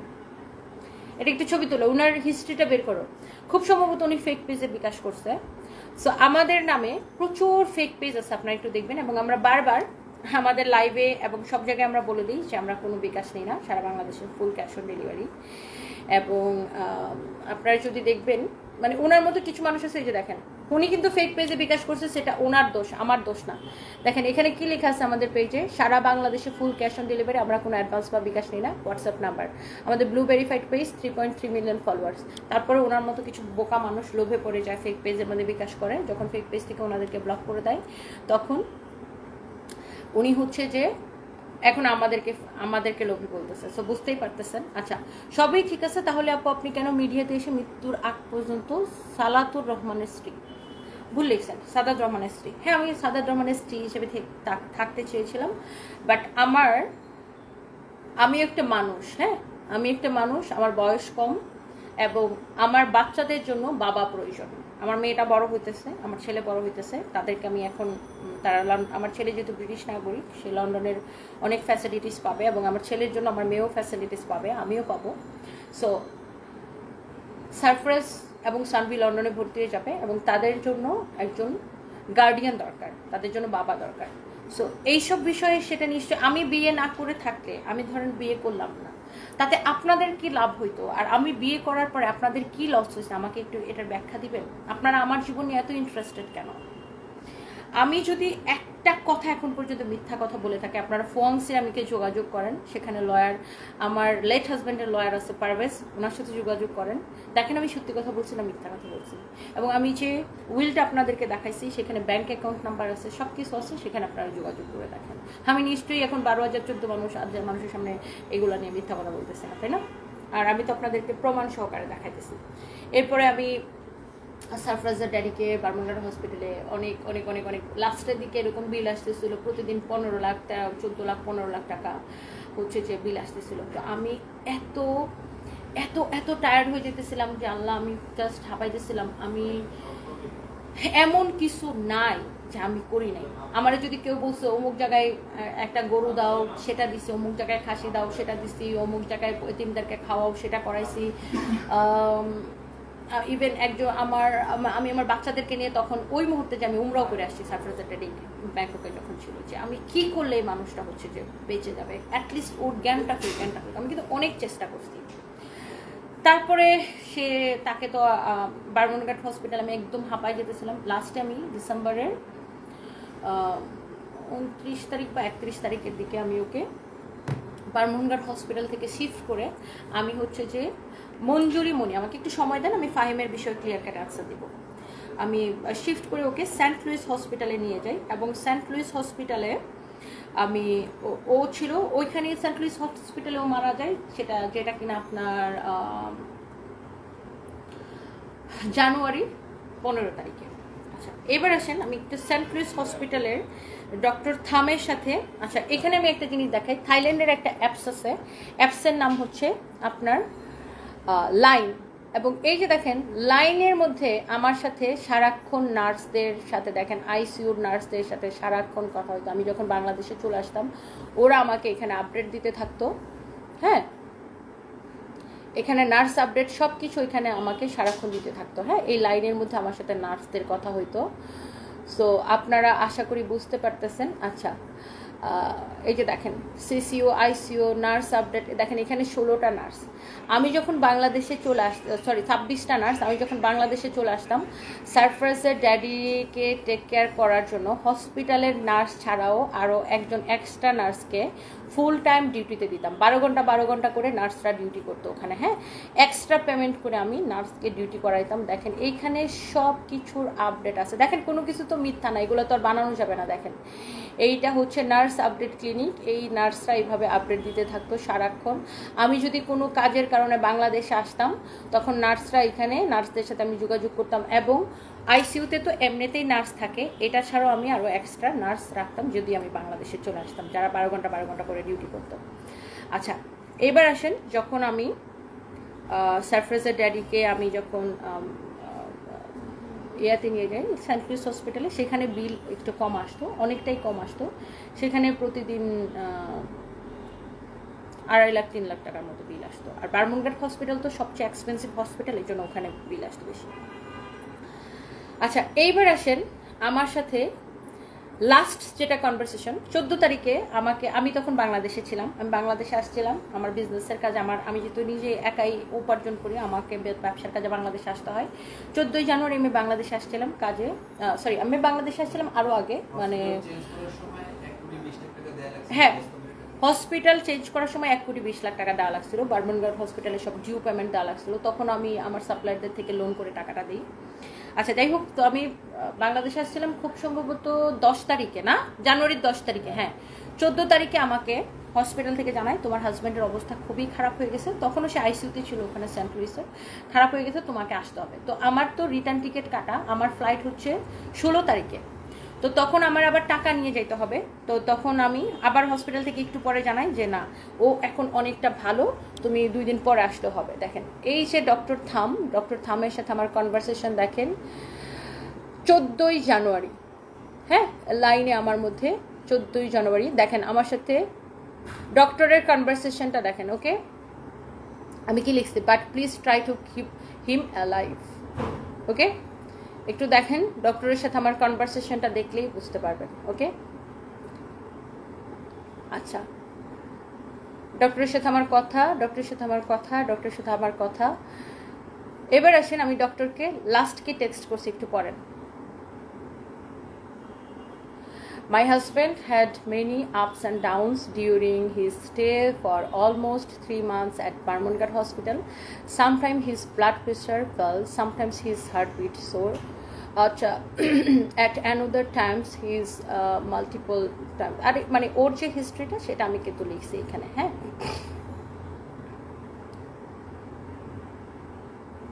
দেখতে পাচ্ছেন। এবং আমি কি লিখছি এখানে কিন্তু একটা জিনিস আমি দেখেন মেনশন করে দিয়েছি, so please continue his treatment as is necessary till I am able to reach Bangkok. Okay, বুঝতে পারছেন? দেখেন আমার সাথে এগুলো তো মিথ্যা বানানো না, বুঝতেই পারছেন। হ্যাঁ, ইভেন দেখেন এখানে আমি ডক্টরকে রিকোয়েস্ট করছিলাম যে আমাকে ডিসকাউন্ট দেওয়ার জন্য, আমি একটা অ্যাপ্লিকেশন করছিলাম। ওকে, সো আমাকে হসপিটাল থেকে যেন একটা ডিসকাউন্ট দেয় বিলের উপর, সেটার জন্য আমি লাস্ট পর্যন্ত, আমাকে 14 তারিখ ডক্টর যখন বলছে যে তোমার হাজব্যান্ড মনে হয় না আর বাঁচবে, আমার মনে হয় যে সে শেষ, তাকে আমরা তার লাইফ সাপোর্ট খুলে দিই, আমি তখনও বলছি যে না, বারমুডঘাট হসপিটাল এরকম অনেকবার হয়েছে যে তার অবস্থা অনেক খারাপ হয়ে গেছে, আবার একটু পরে ভালো হয়েছে, তো তুমি তাকে যে কোনো উপায়ে বাঁচায় রাখো, যে কোনো উপায়ে। আমি এই কনভারসেশনগুলো তো বানানো না আপু, এগুলো তো কোনোটাই বানানো না, সো বুঝতেই পারতেছেন। আচ্ছা, এরপরে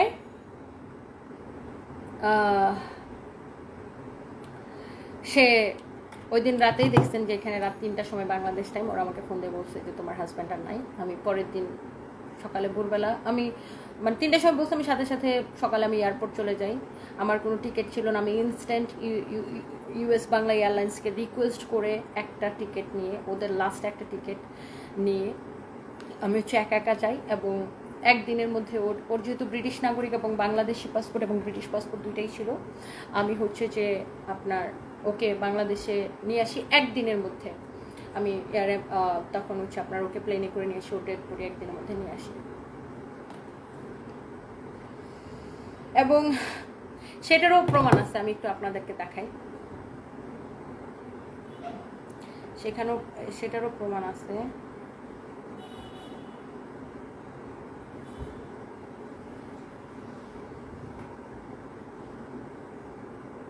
দেখেন, এটা হচ্ছে সেন্ট লুইসের পুম, ও ওখানকার সুপারভাইজার। হ্যাঁ, সো পুমের সাথে আমার দেখেন কনভারসেশন। হ্যাঁ, পুমের সাথে আমার conversation. I want him alive. Look, কবে লিখছে এটা? আই ওয়ান্ট হিম অ্যালাইভ কবে লিখছি দেখেন। ওরা আমাকে কল দিতেছিল, ও আমাকে যখন, কিন্তু তখন আমি আমার ফোনটা সাইলেন্ট ছিল, আমি বুঝতে পারি নাই। আমি সাথে সাথে যে দেখেন এটা 14ই জানুয়ারি, আমি যখন কলটা ব্যাক করি, আমি তার সাথে আমার কথা হয়, দেখেন তার সাথে আমার কথা হয়, কলটা ব্যাক করি, দিস মেডিসিন প্লিজ, দেখেন ইনফিউশন নট, দেখেন okay thanks, I want him alive. দেখছেন 14ই জানুয়ারির কনভারসেশন। এবং 15 জনের রাতে তারা আমাকে জানায় যে এনিওয়েজ। সো আপনারা মন গড়া গল্প অনেক কিছু বলতে পারেন। তো তারপরে সারফরাজের ড্যাডিকে নিয়ে এসে দেখেন এর মধ্যে আমি প্রচুর ঋণগ্রস্ত, আমার অনেক কাজ করা লাগে, আমি নিজের লোনগুলো শোধ করতেছি। এখন আমার 4 কোটি টাকার মতো লোন আছে। তো যারা বলে যে সারফরাজের ড্যাডি আসসালামু আলাইকুম, কেমন আছো, তোমাকে লাইফে দেখার অনেক চেষ্টা করি, ছোটো বেবি আসছে কারণ ঠিক মতো দেখতে পারি না, ইমা মায়ান। আচ্ছা আপু, থ্যাংক ইউ সো মাচ। যারা বলে যে আমি লোভী, আমি টাকার জন্য বিয়ে করছি, আপনাদের আরো কিছু জানার আছে?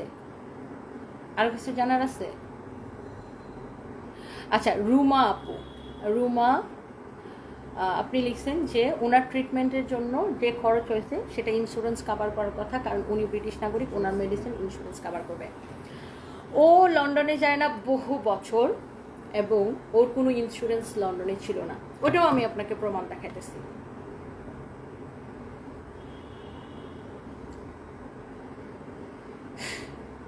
ওটাও আমি আপনাকে প্রমাণ দেখাইতেছি ভাই, আপনাদের সাথে প্রমাণ ছাড়া কোনো কথা বলা যাবে না। আচ্ছা, এটা হচ্ছে ওর আরেকজন ব্যারিস্টার জাফর ভাই, যেটা কিনা ওর পার্সোনাল লয়ার ছিল। এবং আমি আবার বলতেছি, অ্যাডভোকেট পারভেজ হচ্ছে ওর কোম্পানি লয়ার, আর ব্যারিস্টার জাফর ভাই হচ্ছে ওর পার্সোনাল লয়ার। লুক, জাফর ভাইয়ের সাথে আমার কথা কনভারসেশন দেখেন 10 নভেম্বর 2024। আসসালামু আলাইকুম ভাইয়া। উনি লিখছে ওয়ালাইকুম আসসালাম। আচ্ছা, কনভারসেশন দেখেন, আমি ব্যাংকক সাদাত বার্মনগার্ড হসপিটাল আইসিইউতে আছে, কোমা স্টেজ 3। আচ্ছা ভাবি, যদি আমার কাছে কিছু করার থাকে জানাবেন। ভাইয়া আপনি কি ওর টাকা পয়সা, আই মিন সেভিংস রিলেটেড কোনো কিছু জানেন? আমাদের সবার দোয়া আছে ভাইয়ের সাথে। আমাকে উনি এসব ব্যাপারে কিছু বলেন। আমি লিখছি আমিও কিছু জানি না। হ্যাঁ, এটা নভেম্বরের 10 তারিখের। ইউকেতে একটা ইন্স্যুরেন্সও করে নাই। হ্যাঁ, অনেকবার উনি আমাকে সব কিছু লিস্ট দিতেন, বলছি, কিন্তু সময় হয় নাই। ইন্স্যুরেন্স থাকলে ইউকে এম্বাসি হেল্প করতো। আমি গেছিলাম ব্যাংককের ইউকে এম্বাসিতে, ওরা বলল কোনো ইন্স্যুরেন্স নাই। তারপরে আমি এই যে আমার দেখেন এই যে উইলের কপিটা দিছি, দিয়ে কি লিখছি, এইটা করে গেছিলো, বাট এই ব্যাংক অ্যাকাউন্টে অনলি 1.5 লাখ টাকা আছে। আর সঞ্চয়পত্র 2টা নাম্বার দিছি, ওই নাম্বারে আইসিবিতে কোনো সঞ্চয়পত্র নাই। সব কিছু আমি নিজে ম্যানেজ করছি, সাদাদের অফিস থেকে কোনো হেল্প করছে না। আচ্ছা, এটা হচ্ছে ওর অফিসের বিষয় লিখছি, ওটা আমি আর বলতে চাই না। ভাইয়া আমাকে ওর অফিস থেকে কোনো হেল্প করছে না, সেটাই লিখছি। সবসময় আমাকে রিকোয়েস্ট করছিলাম সব কিছু লিস্ট ট্রাস্টি করার জন্য, বাট সময় হয় নাই। আমার মনে হয় না আর কিছু আছে। এনিওয়ে ভাবি, আমাকে জানাবেন ঢাকা আসলে। আমারও মনে হয় না আছে। শিওর ভাইয়া, থ্যাংক ইউ। সো আমি ইউকে এম্বাসিতে গেছিলাম, ওর কোনো মানে ব্যাংকক ইউকে এম্বাসিতে গেছিলাম রনি ভাইকে সাথে করে নিয়ে যেয়ে, এবং ইউকে এম্বাসির থেকে আমরা জানতে পারি ওর কোনো ইন্স্যুরেন্স ছিল না, কারণ ও অনেক বছর লন্ডনে যায় না এবং ও কোনো ইন্স্যুরেন্স মেনটেন করতো না। সো হোপফুলি আপনারা বিষয়টা ক্লিয়ার। তারপরেও যদি আমার কথা বিশ্বাস না হয়, আপনাদেরকে ওর পাসপোর্টের ইউকের পাসপোর্টের কপি দেখাইতে পারি, আপনি সেটা দিয়ে জানতে পারেন যে ওর কোনো ইন্স্যুরেন্স ছিল কি না। আপনারা তো আবার প্রমাণ ছাড়া কোনো কথা বুঝেন না। সেটাও যদি বিশ্বাস না করেন, আমি আপনাকে ইউকের পাসপোর্টের, এখন সবার কোয়েশ্চেন আমি কেন বিয়ে করছি, আপনি তো বলছিলেন বিয়ে করবেন না, কেন অ্যান্ড আমার কোয়েশ্চেন হচ্ছে ভাই ব্যক্তিগত বিষয়, আমি বলছিলাম বিয়ে করব না, বাট আমার মনে হয়েছে আমার বিয়ে করা উচিত। প্রেম করার থেকে, লিভ টুগেদার করার থেকে বিয়ে করা অনেক ভালো। আমি ধরেন আমি যদি বিয়ে না করতাম, যাকে আমি বিয়ে করছি রাসেলের সাথে আমি যদি লিভ টুগেদার করতাম বা প্রেম করতাম, তাহলে কি আপনারা খুশি হইতেন? আমি বলতাম যে উই আর জাস্ট ফ্রেন্ড, আমরা জাস্ট ফ্রেন্ড, বিয়ের কথাটা প্রকাশ্যে না আনতাম। আমরা যদি খালি প্রেম করতাম, তাহলে কি আপনারা খুশি হইতেন? আচ্ছা, আমি কেন বিয়ে করছি? আমার বাচ্চারা এই যে বাইরে চলে যাবে পড়াশোনা করতে, আমার বাচ্চারা কি পরিচয় দিবে? যে আমি আমার বাচ্চাদের সাথে রাসেলকে কি হিসেবে পরিচয় করবো? আমার বয়ফ্রেন্ড হিসাবে? রাসেলকে আমি আসলে খুব স্ট্রেট ফরওয়ার্ড মানুষ এবং আমি খুব স্পষ্ট কথা বলতে পছন্দ করি। রাসেলকে আমি আমার বাচ্চাদের সাথে কি হিসেবে পরিচয় করাতাম? বয়ফ্রেন্ড হিসেবে, নাকি আমি বিয়ে করে তাদের বাবা হিসেবে পরিচয় করেছি? কোনটা ভালো হয়েছে? আর আপনাদের আমার বিয়ে নিয়ে এত ইন্টারেস্ট কেন?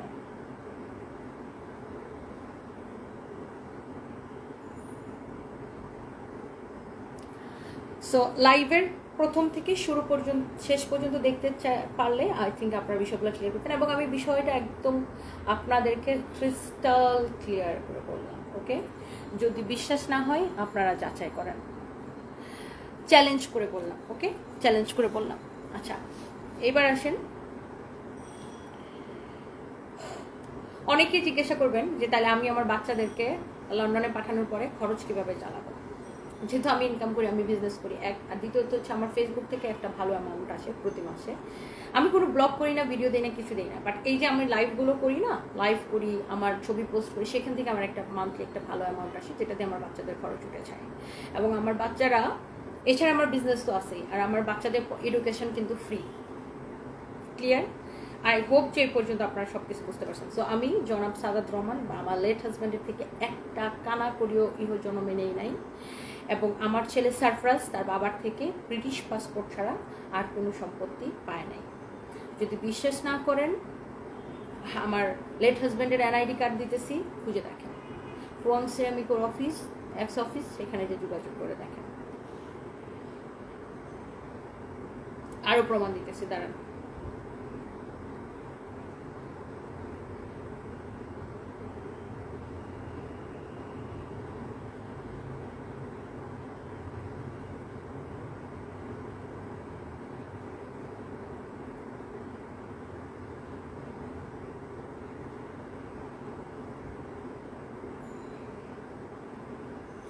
এই তোমার জিএমজি না? আচ্ছা, এই ভদ্রলোক হচ্ছে আমার লেট হাজব্যান্ডের, হ্যাঁ, টেক্স ফাইল করতো। তো এখান থেকে ওনার থেকে আমি টেক্স ফাইলটা নেই। সো আমার লেট হাজব্যান্ড কত টাকার মালিক ছিল সেটা এই টেক্স ফাইল দেখলে বুঝতে পারবেন। হ্যাঁ, সো কত টাকা ট্যাক্স দিছে?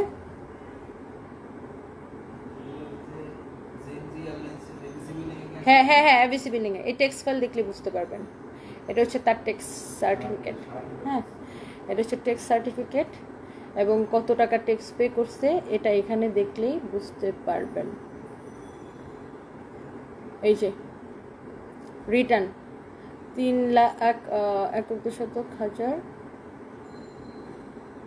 3,94,000, ও সরি, ট্যাক্স পে, এই যে পেড 48,654 টাকা ট্যাক্স পেড। হ্যাঁ, ট্যাক্স পেড কত ক্লিয়ারলি একটু দেখেন, 48,654 টাকা ট্যাক্স পেড। সো বুঝতেই পারতেছেন আমার লেট হাজব্যান্ড কত টাকার মালিক ছিল, রাইট? এই যে দেখেন, বুঝতে পারতেছেন? আই হোপ বুঝতে পারতেছেন? হ্যাঁ, যারা শিক্ষিত মানুষ প্রত্যেকে বুঝবেন, কারণ সে চাকরি করতো, সে একটা কোম্পানির পেইড ডিরেক্টর ছিল। সো যারা শিক্ষিত মানুষ নিশ্চয়ই বুঝতে পারতেছেন। সো এগুলা নিয়ে যে পরিমাণ গসিপ আপনারা বানাইছেন। এইবার আসেন নাহিদ সুলতানা, যে ভদ্র মহিলা বলবো না অসভ্য মহিলা বলবো আসলে আমি জানি না, সে যে পোস্ট দিছে, এবং আজকে আমাকে তানবিরও পাঠালো যে আরেকটা ছেলে এরকম পোস্ট দিছে, ছেলের নাম হচ্ছে সাগর আহমেদ। সে লিখছে, এই মহিলা, আমি একটু দেখাই একটু পোস্টটা, এই মহিলা ইবিএল ব্যাংকে চুদিং পং করে ছেড়ে দিয়েছে স্বামীর ব্যাংককে, হাসপাতালের বিল সব ক্রেডিট কার্ডে দিয়েছে, অবশ্যই হাজব্যান্ডের ক্রেডিট কার্ডে, হাজব্যান্ড মারা যাবার পর বিয়ে, হানিমুন, শপিং, তার কাছে পেমেন্টসের জন্য বলা হলে তিনি কিছু জানেন না জানিয়েছেন, তার মৃত হাজব্যান্ডের বিরুদ্ধে কেস করার পরামর্শ দিয়েছেন। আচ্ছা, এবার আসেন ইবিএল এর ক্রেডিট কার্ড। সারফরাজের ড্যাডি মারা যাওয়ার পরে ইবিএল এবং ব্যাংক এশিয়া এবং ঢাকা ব্যাংক তিনটা জায়গা থেকে ক্রেডিট কার্ডের বিলের জন্য আমার সাথে যোগাযোগ করে। এবং ঢাকা ব্যাংকে আমি বলি, আপনাদের অ্যাকাউন্টে তো ওর অ্যাকাউন্টে 1,50,000 টাকা আছে, সেটা দিয়ে আপনারা অ্যাডজাস্ট করে দেন। সারফরাজের ড্যাডির অ্যাকাউন্টে 1,52,000 টাকা আছে, 1,52,000 টাকা আছে, সেটাতে অ্যাডজাস্ট করেন। এবার আসেন ইভিএল এবং ব্যাংক এশিয়া। ইভিএল এবং ব্যাংক এশিয়া আমার কাছে ফোন দিয়ে ক্রেডিট কার্ডের ডিউ চাই। তো আমি বলছি, তার যে ইভিএল এবং ব্যাংক এশিয়ার ক্রেডিট কার্ড আছে সেটা তো আমি জানি না। এক, দ্বিতীয় হচ্ছে এই ক্রেডিট কার্ডের ব্যাংক গ্যারান্টর কিন্তু আমি না, আমাকে দেখে আপনারা ক্রেডিট কার্ড দেন নাই, দিচ্ছেন হচ্ছে তার কোম্পানি দেখে, তাই না? ফোয়াং সিরামিককে দেখে তাকে ক্রেডিট কার্ড দিচ্ছেন। সো আপনারা ফোয়াং সিরামিকের সাথে যোগাযোগ করেন, আর এই ক্রেডিট কার্ড আমি খরচ করি নাই। এবং আমি চ্যালেঞ্জ করে বললাম, ইভিএল এবং ব্যাংক এশিয়া যদি প্রমাণ দেখাক, তাদের কাছে তো ব্যাংক ক্রেডিট কার্ডের স্টেটমেন্ট আছে। সারফরাজের ড্যাডি অসুস্থ হয় 4 অক্টোবরের পরে সারফরাজের ড্যাডির ক্রেডিট কার্ড থেকে কোনো পেমেন্ট কোথাও গেছে কিনা। আর এই মূর্খ ছেলেটা যে লিখলো ক্রেডিট কার্ড দিয়ে হসপিটালের বিল দিছি, একটা ক্রেডিট কার্ডের লিমিট কত থাকে? ম্যাক্সিমাম 5 লাখ দেয় বাংলাদেশে, তাই না? বেশিরভাগ ক্ষেত্রে ক্রেডিট কার্ডের লিমিট কত দেয়? 5 লাখ টাকা, তাই না? সো 5 লাখ টাকার আমি ধরে নিলাম যে সারফরাজের ড্যাডির ক্রেডিট কার্ডে 5 লাখ টাকা ছিল। 5 লাখ টাকা দিয়ে একটা মানুষ হসপিটালের সব বিল, তারপরে হ্যাঁ এটাও ক্লিয়ার করেন, সব টাকা পয়সা নাকি? হ্যাঁ, ফাহিমের বিষয়টা আমি অবশ্যই ক্লিয়ার করব। কি সব টাকা ক্যাশে ব্যবসায় দিছে, এই যে সবাই মনে করতেছে ব্যবসায় টাকা দিছে। সব সারফরাজের ড্যাডি সব টাকা আমার ব্যবসায় দিচ্ছে। আমার ব্যবসায়িক, আমার সাপ্লায়াররা আমার কাছে এখনো 12 কোটি টাকা পায়। To understand here? না বুঝে আপনারা মানে একটা না হলে আরেকটা, ও আচ্ছা ব্যাংকে টাকা ছিল না, সম্পত্তি ছিল না, তাহলে তোমরা সব টাকা ক্যাশে দিয়ে দিছে, মানে একটা না হলে আপনারা আরেকটা খুঁজে বের করে নিয়ে আসেন না। যে মানুষ ক্যাশ টাকা কি বাসার মধ্যে লুকায় রাখতো? যে মানুষ ট্যাক্স পে করে 48,000 টাকা, তার কাছে কত টাকা ছিল যে সে সব ক্যাশ টাকা আমাকে দিয়ে দিছে? মানে কি সমস্যা আপনাদের? আচ্ছা, এই ছেলেটা লিখছে কি জন্য ক্রেডিট কার্ডে হসপিটালের বিল দিছি, বিয়ের কেনাকাটা করছি, সবকিছু ক্রেডিট কার্ড দিয়ে করছি। একটা ক্রেডিট কার্ডের লিমিট কত টাকা থাকে? আমি আবার বলতেছি, আপনি এসব প্রমাণ দিবেন কোর্টে, ফেসবুকে না, শাকচুনি। আচ্ছা আচ্ছা, শুনেন, আমাকে কোর্টে কেউ ডাকুক না। এবং আকাশ নিবিড়, মৌসুলতানা, ফাহিম, প্রত্যেকের বিষয়ে আমি কথা বলবো, আমি স্টেপ বাই স্টেপ আসতেছি। সো ক্রেডিট কার্ডের ইবিএল এই তথ্যটা কোত্থেকে বের হয়েছে আমি জানি না, যে ইবিএল এর ক্রেডিট কার্ডের যে ডিউ আছে, যেটা আমার লেট হাজব্যান্ড রেখে গেছে ক্রেডিট কার্ডের ডিউ বিল, তো সেটা দেওয়ার রেসপন্সিবিলিটি তো আমার না, সেটার রেসপন্সিবিলিটি, আমি তো ওটার গ্যারান্টর না। এবং ক্রেডিট কার্ডের একটা ব্যাংক স্টেটমেন্ট থাকে, ইবিএল এবং ব্যাংক এশিয়া যদি দেখাতে পারে যে 4 অক্টোবরের পরে তাদের ক্রেডিট কার্ড থেকে কোনো পেমেন্ট গেছে, বা তাদের ক্রেডিট কার্ড কোথাও ইউজ করা হয়েছে, তাদের ক্রেডিট কার্ড থেকে কোথাও বিল দেওয়া হয়েছে, তাহলে আমি মুখ দেখাবো না। আপনারা যেটা করতে বলেন আমি সেটা করবো। আমি তার ক্রেডিট কার্ড কখনো ধরেও দেখিনি, আমি জানিও না এগুলো কোথায় আছে। হয়তো আমাদের বাসায় খুঁজলে পাওয়া যাবে, বাট ক্রেডিট কার্ড আমি কখনো ইউজ করি না। আর ক্রেডিট কার্ডের লিমিট কত থাকে? ম্যাক্সিমাম 5 লাখ। তার হসপিটালের বিল পার ডে দেওয়া লাগতো 12 লাখ করে পার ডে।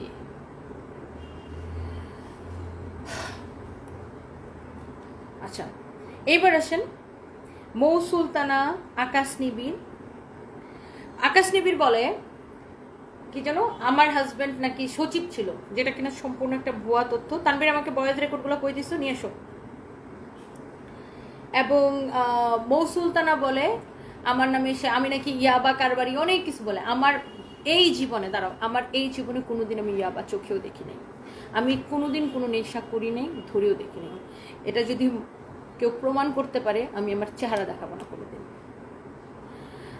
আমি সবসময় একটা কর্মজীবী মানুষ, সবসময় কাজ করতে, কর্মসংস্থান তৈরি করতে, নিজের কাজ নিয়ে ব্যস্ত থাকি। আচ্ছা,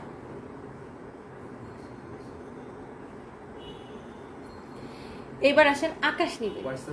আমার লয়ার তাকে মেসেজ দেওয়া হয়েছিল, আমার লয়ার তাকে বলছিল যে তুমি কি আমার হোয়াটসঅ্যাপে দিছো?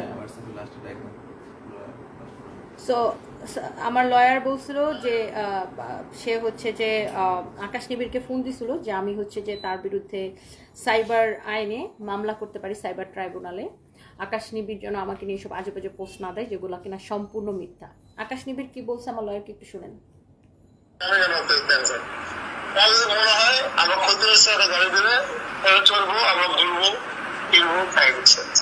না, আমি তো তোমার চাওয়ার দরকার নাই, আমি তো আছি। তুমি আমার কথা শুনছো, এটাই যথেষ্ট। আমি তো আছি। আমি হচ্ছে তোমার আপুর সাথে কালকে দিনে আবার কথা বলবো, কথা বলে আমি এটা সব সেট করতেছি। আমি কালকে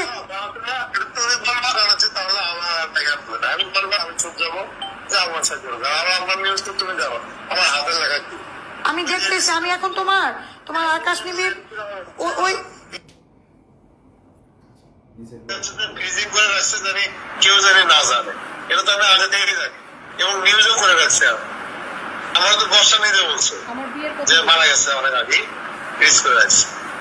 বুঝতে পারছি। শোনো, তুমি আমার মুখ রাখছো, তোমার যে কোনো হেল্প লাগে আমি আরো করব। কালকে দেখি তোমার আমার কোর্ট শেষ হবে তো 5টা আমি তোমার সাথে দেখা করতেছি।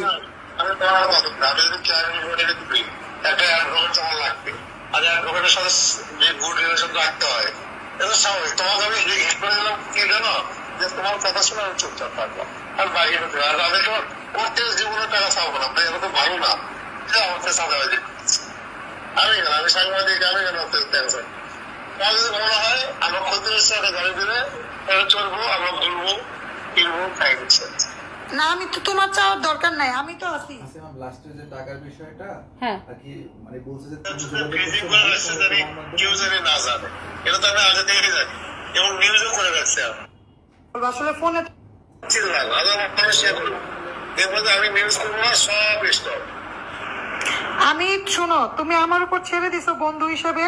আমি কালকে হচ্ছে তোমার আপুর সাথে দিনে কথা বলে আমি টাকা পয়সা আমি সব ডিল করতেছি। আর আমি কালকে দেখি সন্ধ্যায় তোমার সাথে দেখা করবো নি, কোর্ট শেষে আমি দেখা করবো নি।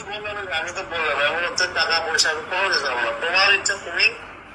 এই আকাশ নিবিড়, আমি জানি না আপনারা কতটুকু বুঝতে পারছেন, এখানে পুরো 4 মিনিট 39 সেকেন্ডের একটা কল রেকর্ড আছে। আকাশ নিবিড় 12 লাখ টাকা চায়, তাহলে সে নাকি আমাকে নিয়ে আর নিউজ করবে না। আকাশ নিবিড় গাড়ি চাই, গাড়ি, একটা গাড়ি 12 লাখ টাকা কিনে দেওয়ার জন্য, নয়তো সে নিউজ করবে না। আর যদি তাকে 12 লাখ টাকা দেওয়া না হয় তাহলে সে দুদুকে আমার নামে মামলা করবে, দুদুকে আমার নামে কমপ্লেন করবে। তা আমি মনে মনে হাসি, ভাই আমার কোনো ঘাপলা থাকলে না আমি ভয় পাইতাম। দুদক তো উল্টা আমার বিরুদ্ধে যদি দুদক তদন্ত করে, দুদক উল্টা হাসবে, লজ্জা পাবে। কারণ আমার কিচ্ছু নাই, আমার না আছে বাড়ি আমার নামে, না কিচ্ছু আছে, কারণ আমি কিছু করতে পারি নাই। আমি বিজনেস করে যেটা ইনকাম করছিলাম সেটা আমি আমার হাজবেন্ডের পিছনে খরচ করে দিচ্ছি তার চিকিৎসা করতে যায়। উল্টা আমি ঋণগ্রস্ত, আমার ব্যাংক লোন আছে, আমার ব্যক্তিগত লোন আছে, ব্যাংক লোন আছে, এগুলো বলি নাই দেখে কোনোদিন। ব্র্যাক ব্যাংকে আমার লোন আছে, আমার ব্যক্তিগত লোন আছে, সেগুলো আবার আমার চুক্তিপত্র আছে, চুক্তি করে আমি লোন নিচ্ছি শোধ দিয়ে মাসে। তো আকাশ নিবিড় 12 লাখ টাকা চাইছে, সেটার কল রেকর্ড আছে। আমি চাইলে আকাশ নিবিড়ের আমি মামলা করব।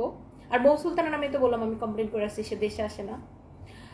তো এরকম আজগবি তথ্য অনেকেই বলেন। এখন আজকে যেটা আমাকে খুব হিট করছে সেটা হচ্ছে ইভিএল এর ক্রেডিট কার্ড থেকে নাকি আমি সব টাকা খরচ করে, আমার লেট হাজব্যান্ডের সব টাকা খরচ করে আমি নাকি বিয়ের শপিং করছি, আমি নাকি হসপিটালে বিল দিছি। একটা ক্রেডিট কার্ডের লিমিট কত থাকে? 1 2 নাম্বার, ইভিএল যদি প্রমাণ দিতে পারে যে 4 অক্টোবরের পর আমি কখনো, 4 অক্টোবর সারফ্রাজের ড্যাডি অসুস্থ হয় 2024 4 অক্টোবরের পরে তাদের কোনো ক্রেডিট কার্ড কোথাও ইউজ হয়েছে সেটা কিনা আমাকে যদি বলতে পারে তাহলে আমি আর মুখ দেখাবো না। আমার যদি ঘাপলা থাকতো তাহলে নিশ্চয়ই আমি এখন হাজার হাজার মানুষের সামনে কথা বলার এবং চ্যালেঞ্জ করার সাহস পাইতাম না। আপনারা আমার সার্চ করে দেখেন আমার কি আছে, কোথাও আমার কিচ্ছু নাই। আমি একটা ঋণগ্রস্ত মানুষ, উল্টা আমার কারি ঋণ আছে, এখন আমার ঋণের টাকা শোধ করা লাগতেছে। আমার লোন আছে কোটি কোটি টাকা। এখন আকাশ নিবিড়ের মতো একটা সাংবাদিক, সে 12 লাখ টাকা ঘুষ চাই, চিন্তা করেন। সে নাকি আমার নিয়ে পোস্ট দিবে না। সে আমাকে আমাকে নিয়ে সে পোস্ট দিলেই আমার কি, না দিলেই আমার কি, আপনি বলেন আমাকে। আর ওদের মতো লোকের কথা শুনে দোদক একজনের নামে তদন্ত করবে, আর তদন্ত করে দেখতে পারে, আমার তো তাতে কোনো অসুবিধা নেই। আমার নামে যে কোনো ইন্টেলিজেন্স এজেন্সি তদন্ত করে দেখতে পারে। আমি যদি রং হই আমার শাস্তি হবে। আর মৌ সুলতানা তো পুরোটাই আমাকে নিয়ে সে ভিডিও বানায়। দেখেন এবার মৌ সুলতানার একটা গল্প বলি। মৌ সুলতানা অনেক বাজে বাজে কথা বলছে।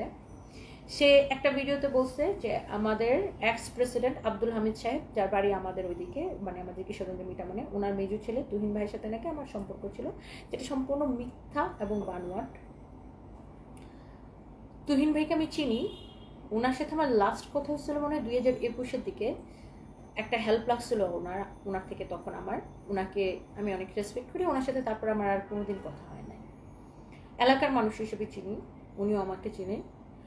আর মৌ সুলতানের সাথে আমার দেখা হয়েছিল একবার ডিবি অফিসে। মৌ সুলতানাকে ডেকে নিয়ে গেছিল চিত্রনায়িকা বুবলি আপা, মৌ সুলতানা নামে ডিবিতে কমপ্লেন করছিল, কারণ সে বুবলি আপার নামে তখন আবল তাবল ভিডিও বানাইতো, সে বাজে বাজে কথা দিয়ে।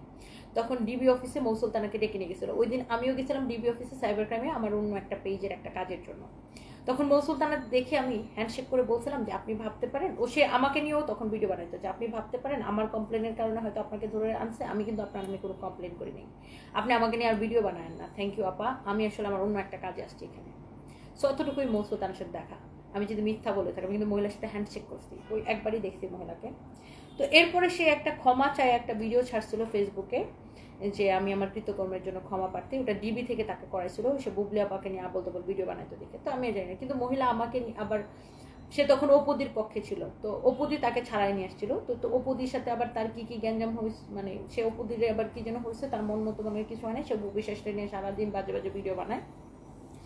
পরবর্তীতে সে আমাকে নিয়ে বাজে বাজে ভিডিও বানায়, মানে সে তার মন গড়া গল্প দিয়ে, তার মন গড়া, সে বলে আমি নাকি 3,000 কোটি টাকা পাচার করে দিয়েছি, কি করছে না করছে, মানে আবল তাবল, ওর মন গড়া, ওর মনটা যেটা চাই ওইটাই বানায় বানায় বলে।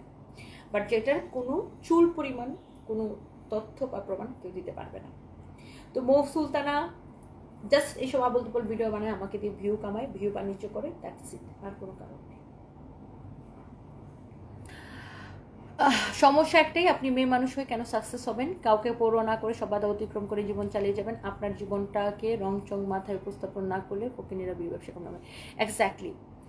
মৌ সুলতানা দেশে আসে না, আমার মনে হয় তার নামে হয়তো আরো মামলা আছে, এই জন্য হয়তো দেশে আসে না।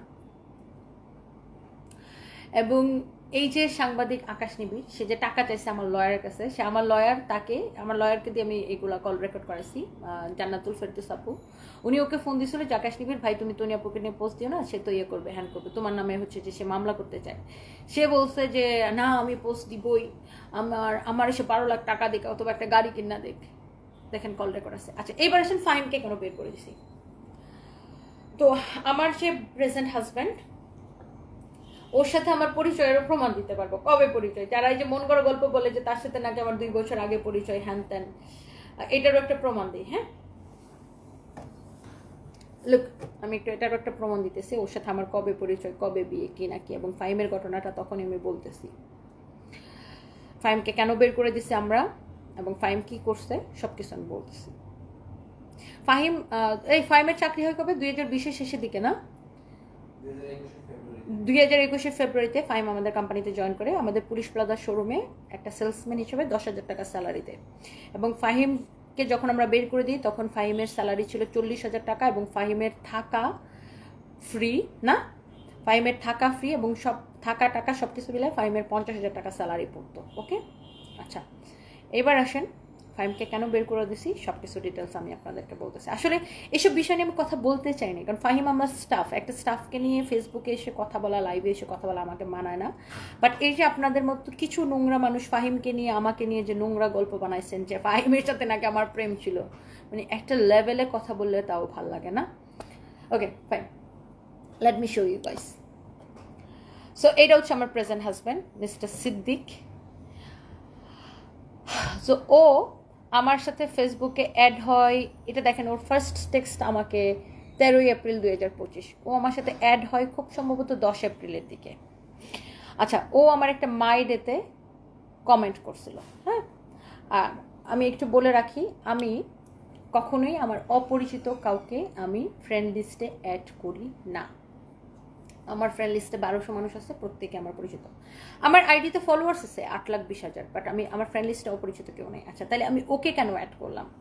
তো আমি এপ্রিলের ছিল রোজার ঈদ, এপ্রিলের শুরুতে আমি রোজার ঈদের পরের দিন আমার ছেলেকে নিয়ে আমি দুবাইতে যাই, এবং দুবাইতে আমি বিজনেসের ব্যাপারে কথা বলি অনেকের সাথে। তো ওর যে ছবি দেওয়া ছিল ফেসবুকে, ওটা ওর পাঞ্জাবি পরা ছবি দেখে মনে হয়েছিল ও দুবাইয়ের। আর ও যখন আমাকে ফ্রেন্ড রিকোয়েস্ট পাঠায়, তো আমি ভাবছি ও দুবাইয়ের কোনো ব্যবসায়ী, তো আমার তখন দুবাইয়ের কিছু ব্যবসায়িক তথ্য দরকার বিজনেসের জন্য। তো কি মনে করে আমি ওকে অ্যাড করছি, আমি নর্মালি কখনোই অ্যাড করি না। আচ্ছা, এবার দেখেন ওর সাথে আমার কনভারসেশন। তো আমি ওকে লিখছি থ্যাংক ইউ 14 এপ্রিল 12টা 9, মানে রাত 12টা বাজে আর কি, 12টা শুরু হয়ে গেছে, 14 এপ্রিল শুরু হয়ে গেছে। সো তখন you are welcome, just speaking the truth. তারপরে সে আমাকে 14 এপ্রিলে শুভ নববর্ষ, আমি লিখি শুভ নববর্ষ। আচ্ছা, how is your new year celebration going so far? Nothing special, why not working day? Sorry to hear that. ওর সাথে আমার কনভারসেশন দেখেন, কনভারসেশন দেখেন। লন্ডন, আমি লিখছি where are you from? London, we didn't know each other, let me introduce myself, my name is Russell. কবে? 14 April 2025। আমি কি লিখছি? Nice to know you. Okay, so এই যে যারা মন গড়া গল্পটা বানাইছেন যে ওর সাথে নাকি আমার 2 বছর আগে থেকে পরকীয়া প্রেম ছিল, আমার 7 মাস আগে বিয়ে হয়েছে, সারফরাজের ড্যাডি বাইচা থাকা অবস্থায় থেকে আমার ওর সাথে প্রেম হয়েছে। সো এইসব বানোয়াট গল্প যারা বলেন, আমার কাছে তো প্রত্যেকটা জিনিসের প্রমাণ আছে, প্রুফ আছে। এটা মেসেঞ্জার, এটা তো নিশ্চয় আমি বানাই নাই না। আমি একটু দেখাই, এই মেসেঞ্জারের গল্প তো নিশ্চয় আমি বানাই নাই না। এই গল্প তো নিশ্চয় আমি বানাই নাই, বানাইছি? এটা কি আমি বানাইছি? এই মেসেঞ্জারের গল্প তো নিশ্চয় আমি বানাই নাই, তাই না? সো এটা মেসেঞ্জার কনভারসেশনের গল্পটা নিশ্চয় আমি বানাই নাই। সো আমরা যদি একটু পিছনে যাই, হ্যাঁ, এটা তো মেসেঞ্জারের সব কিছু প্রুফ আছে, এগুলো তো নিশ্চয়ই আমি বানাই নাই না।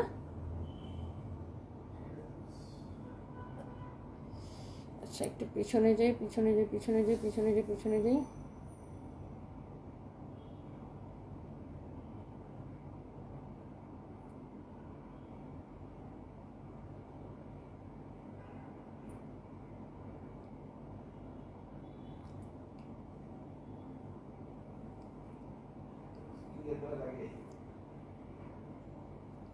এই যে নিশ্চয়ই গল্পগুলো আমি বানাই নাই, রাইট?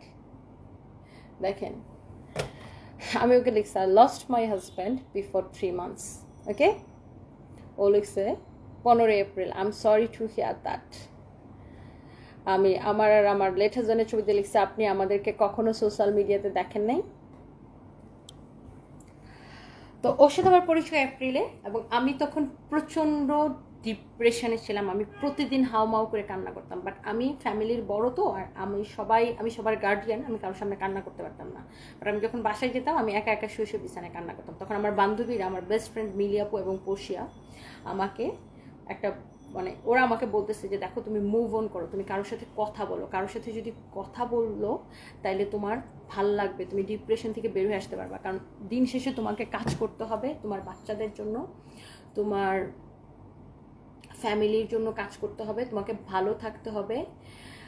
সো তুমি কারোর সাথে কথা বললে তুমি এই ডিপ্রেশন থেকে বের হইতে পারবে। কারণ আমি প্রতিদিন অফিস থেকে বাসায় যেতাম, আর বাসায় যে একা একা বাথরুমে হাউমাউ করে কান্না করতাম। তখন আমার বেস্ট ফ্রেন্ড মিলিয়াপু এবং পড়শি আমাকে বুদ্ধিটা দিছে যে তুমি কারোর সাথে কথা বলো, মুভ অন করো, তুমি কারোর সাথে কথা বললে তোমার ভালো লাগবে, তুমি ডিপ্রেশন থেকে বের হবা।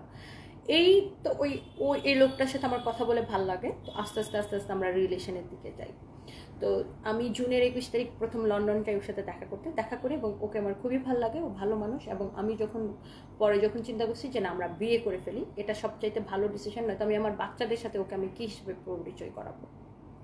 সো দ্যাটস ওয়াই আমরা বিয়ে করি, এবং আমাদের বিয়ের খবরটা কিন্তু আমরাই ফেসবুকে জানাইছি। এবার আসেন ফাহিমের বিষয়টা। তো ফাহিম কি করছে, হঠাৎ করে রোজার ঈদে ফাহিমের কি করলো, ফাহিমের জুলাইয়ের দিকে ফাহিমের হঠাৎ করে খুব বাপ বাইরে গেছে। ফাহিম আমার সাথে, ফাহিমের কাজ কি ছিল শুধুমাত্র আমার সাথে লাইভে ডিউটি করা, হ্যাঁ, লাইভে আমাকে প্রোডাক্ট আগায় দেওয়া, আমার কাজগুলো করা। ফাহিম আমার অ্যাসিস্ট্যান্ট হিসেবে কাজ করতো।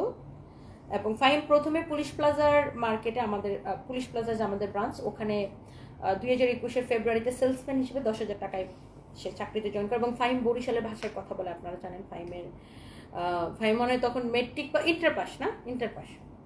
তারপরে ফাহিম এমনিতে, ফাহিমকে খুব সহজ সরল, ভালো মানে ছেলে, ভালো মনে হচ্ছে একটা সহজ সরল ছেলে, ওকে আমি আমার অ্যাসিস্ট্যান্ট বানাইছি।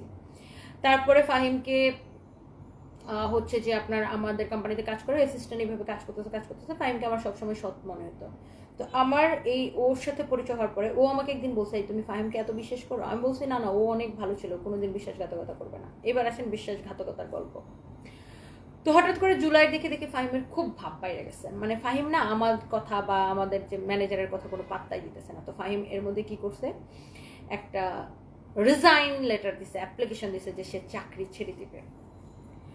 তো আমাদের কোম্পানির একটা সিস্টেম হচ্ছে, চাকরি ছাড়ার 2 মাস আগে আমাদেরকে অ্যাপ্লিকেশন দিতে হয়।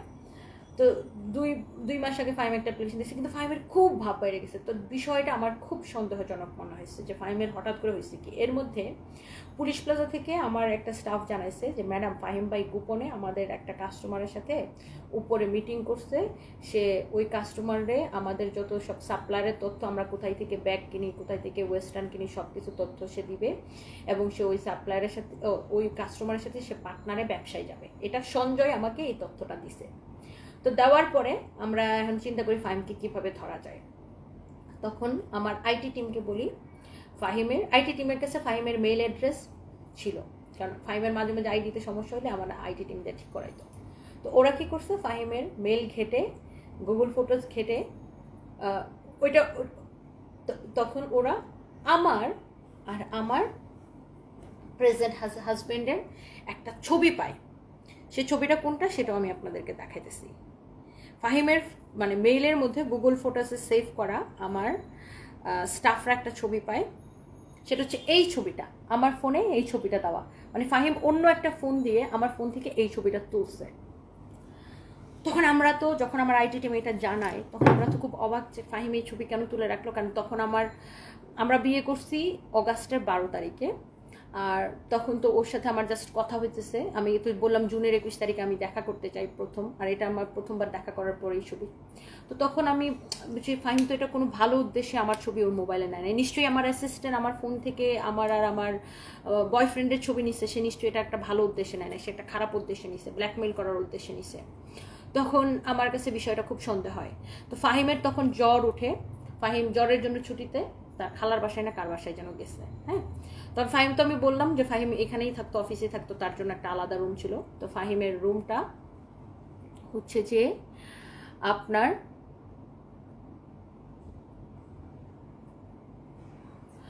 ফাহিমের রুমটা আমরা হচ্ছে যে আপনার সার্চ করে সেখানে একটা প্যান ড্রাইভ পাই। প্যান ড্রাইভটা পাওয়ার পরে আমার ম্যানেজার ওই প্যান ড্রাইভটা যখন ল্যাপটপে নেয়, নিয়ে দেখে ওই প্যান ড্রাইভের মধ্যে ফাহিমের দুনিয়া নুড ভিডিও। সেটা কার সাথে জানেন? ছেলেদের সাথে। ফাহিম হচ্ছে একটা গে। ফাহিম হচ্ছে ছেলেদের সাথে সব সেক্সুয়াল ভিডিও বানায়। তার থেকেও খারাপ যে জিনিসটা সেটা হচ্ছে, হ্যাঁ, এবং আমি বিদেশে চলে গেলে ফাহিম কি করতো, এই যে দেখেন আমার অফিসে তার রুমে মেয়েদের মানে এসব ছেলেদেরকে নিয়ে এসে এইসব মানে নোংরা কাজ করতো। ফাহিম হচ্ছে একটা গিয়ে ছেলেদের সাথে সেই সব ভিডিও বানায়। তার থেকেও ডেঞ্জারাস যেটা, তার পেন ড্রাইভে আমরা একটা ফাইল পাই, যে ফাইলের মধ্যে সে আমার নাম দিয়ে লিখে রাখে টনি নোটস দিয়ে সে একটা ফাইল বানায় রাখে। এবং সে ফাইলটার মধ্যে সে তখন আমার ম্যানেজার ওই ফাইলের মধ্যে ঢুকে দেখে আমার, এবং তখন তো রাসেল আমার হাজব্যান্ড হয় নাই, বয়ফ্রেন্ড ছিল, আমার আর রাসেলের যত ছবি আছে আমার ফোনে ছিল। কারণ ফাহিম কি আমার আইফোন দিয়ে আমি ছবি তুলি, ভিডিও তুলি। তো ফাহিম আমার আইফোনের পাসওয়ার্ড জানতো। আমার আইফোন থেকে সে ধরেন এইভাবে ছবি বের করে সে অন্য একটা ফোন দিয়ে এরকম করে ছবি তুলে নিছে। মানে আমার আর আমার বয়ফ্রেন্ডের যত ছবি ছিল সব। তার উদ্দেশ্য ছিল সে চাকরি ছেড়ে যাওয়ার পরে সে যে ওই যে আমার একটা কাস্টমারের সাথে পার্টনারে ব্যবসা করবে, তো আবার আমাদের সাপ্লাই নিয়ে, তো সেটা নিয়ে যদি আমরা কিছু বলি তাহলে সে আমার আর আমার বয়ফ্রেন্ডের ছবি দিয়ে আমাকে ব্ল্যাকমেইল করবে। এটা ছিল তার উদ্দেশ্য। সো তারপরে আমরা ফাহিম যেটা দেখাচ্ছিল ওটা দেখো তো, ছেলের সাথে ছবিটা, তানভীর। তো তারপরে আমরা ফাহিমকে হচ্ছে ঢাকায় আনি অফিসে। ফাহিম জানে না এত কিছু, আমরা জেনে গেছি। ঢাকায় নিয়েছি, এনে তাকে জিজ্ঞাসাবাদ করা হয়, অনেক কিছু করা হয়। তারপরে যে স্বীকার করে যে সে আমাকে ব্ল্যাকমেল করার উদ্দেশ্যে আমার ছবিগুলো নিছিল। তারপরে তার থেকে আমরা লিখিত, মানে সে অনেক হাতে পায়ে ধরে আমার, তাকে আমরা পুলিশে দিতে চাই, পুলিশ কলও দিছিলাম, কিন্তু তারপরে তাকে পুলিশে দেয় নাই, যেহেতু সে অনেক হাতে পায়ে ধরতেছে, এতদিন চাকরি করছে, কান্নাকাটি করছে। সে বলছে যে সে আর জীবনে এই কাজ করবে না এবং সেই সমকামিতা সাইরা দিবে, এই পাপ কাজ থেকে সে দূরে যাবে। তাকে আমরা বুঝাইছি যে আল্লাহর পথে ফিরে আসো। তারপরে সে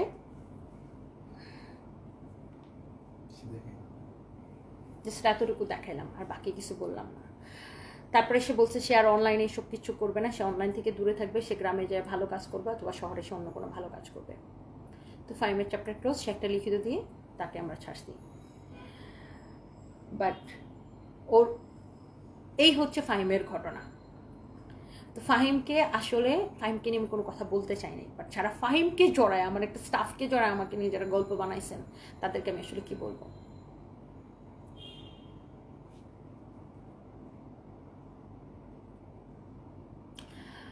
আর এরপর আসেন আমার মানে রাসেলের সাথে আমি দেখা করতে যাই জুনের 21 তারিখে। তো তখন আমি লন্ডনে ছিলাম 6-7 দিন। ওগুলার ছবি ফাহিম নিয়েছে, নর্মাল ছবি, বাট ফাহিম ভাবছিল ওইগুলো ও ফেসবুকে ছেড়ে দিবে যে আমার বয়ফ্রেন্ড। তো আমরা তো অগাস্টের 12 তারিখে বিয়েই করে ফেলছি। সো বিয়ে করার পরে আমাদের বিয়ের খবর তো আমরা নিজেরাই প্রকাশ করছি, কারণ আমি চাইনি যে একটা মানুষকে আমি বিয়ে করছি তাকে লুকায় রাখতে। কারণ সম্পর্কে ভালোবাসা, একজন মানুষকে ভালোবাসা যতটা গুরুত্বপূর্ণ, সেই সম্পর্কটাকে স্বীকৃতি দেওয়া আমার কাছে মনে হয় আরও বেশি গুরুত্বপূর্ণ। আমি একজন মানুষকে যে ভালোবাসি শুধুমাত্র এইটা শুধু বললে হবে না, তাকে যে বিয়ে করছি তাকে মানুষের সামনে স্বীকৃতি দিতে হবে। আমাদের বিয়ের খবরটা কিন্তু আমরাই সামনে নিয়ে আসছি। সো এই হচ্ছে বিষয়।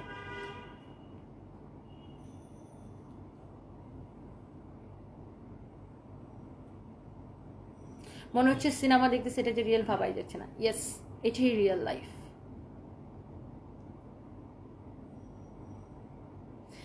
আপনাদেরকে তো আমি মানে প্রমাণ সহকারে দেখালাম। ফাহিমের উদ্দেশ্য ছিল যে ওই যে ও আমাদের কিছু সাপ্লায়ারের সাথে সে যোগাযোগ করছে, আমাদের একটা কাস্টমার আছে, সে কাস্টমারের সাথে সে গোপন মিটিং করছে, সে ওই কাস্টমারকে নিয়ে ব্যবসা দিবে এবং আমরা কোথায় কোথায় থেকে প্রোডাক্ট কিনি এটা তো ফাহিম জানে। সে এখন আমার কথা হচ্ছে ও ব্যবসা করুক, চাকরি ছেড়ে দিয়ে সে ব্যবসা করুক, তাতে আমাদের কিছু যায় আসে না। কিন্তু এই যে আমার মোবাইল থেকে আমার ব্যক্তিগত ছবি চুরি করা, যেটা কিনা খুবই খারাপ কাজ, এবং আমি আপনাদেরকে এটার প্রমাণ সহকারে দেখালাম। এখন আবার বললেন না যে ফাহিম যে ছেলেদের সাথে সেক্স করছে সেটার ভিডিওটা দেখাও, জাস্ট একটা ঝলক দেখাই, ওকে, জাস্ট একটা ঝলক দেখাই, আর কিছু দেখালাম না।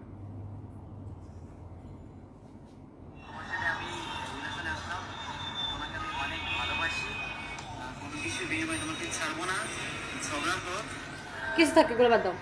ফাহিম এত বিশ্বস্ত ছিল, আপনার আসলে দুনিয়াতে কাউকে বিশ্বাস করা যায় না। এক্স্যাক্টলি, কাউকে বিশ্বাস করা যায় না আপু। সো যখনই সবাই আমাকে জিজ্ঞেস করতো ফাহিম কই, আমি এই কথাটার কোনো উত্তর দিতাম না, ইগনোর করে যেতাম। আর ইভেন তো আমি এই কমেন্টটা কখনো পড়তাম না, আজ পর্যন্ত আমি এই কমেন্টটা কখনো পড়ি নাই যে ফাহিম কই। কারণ একটা স্টাফকে নিয়ে কথা বলা আমার মানায় না। অ্যান্ড ফাহিম কই সেটার জবাব আমি কেন দিতে যাবো? সে আমার কোম্পানিতে কর্মচারী ছিল, তার চাকরি চলে গেছে, সে নাই, দ্যাটস ইট।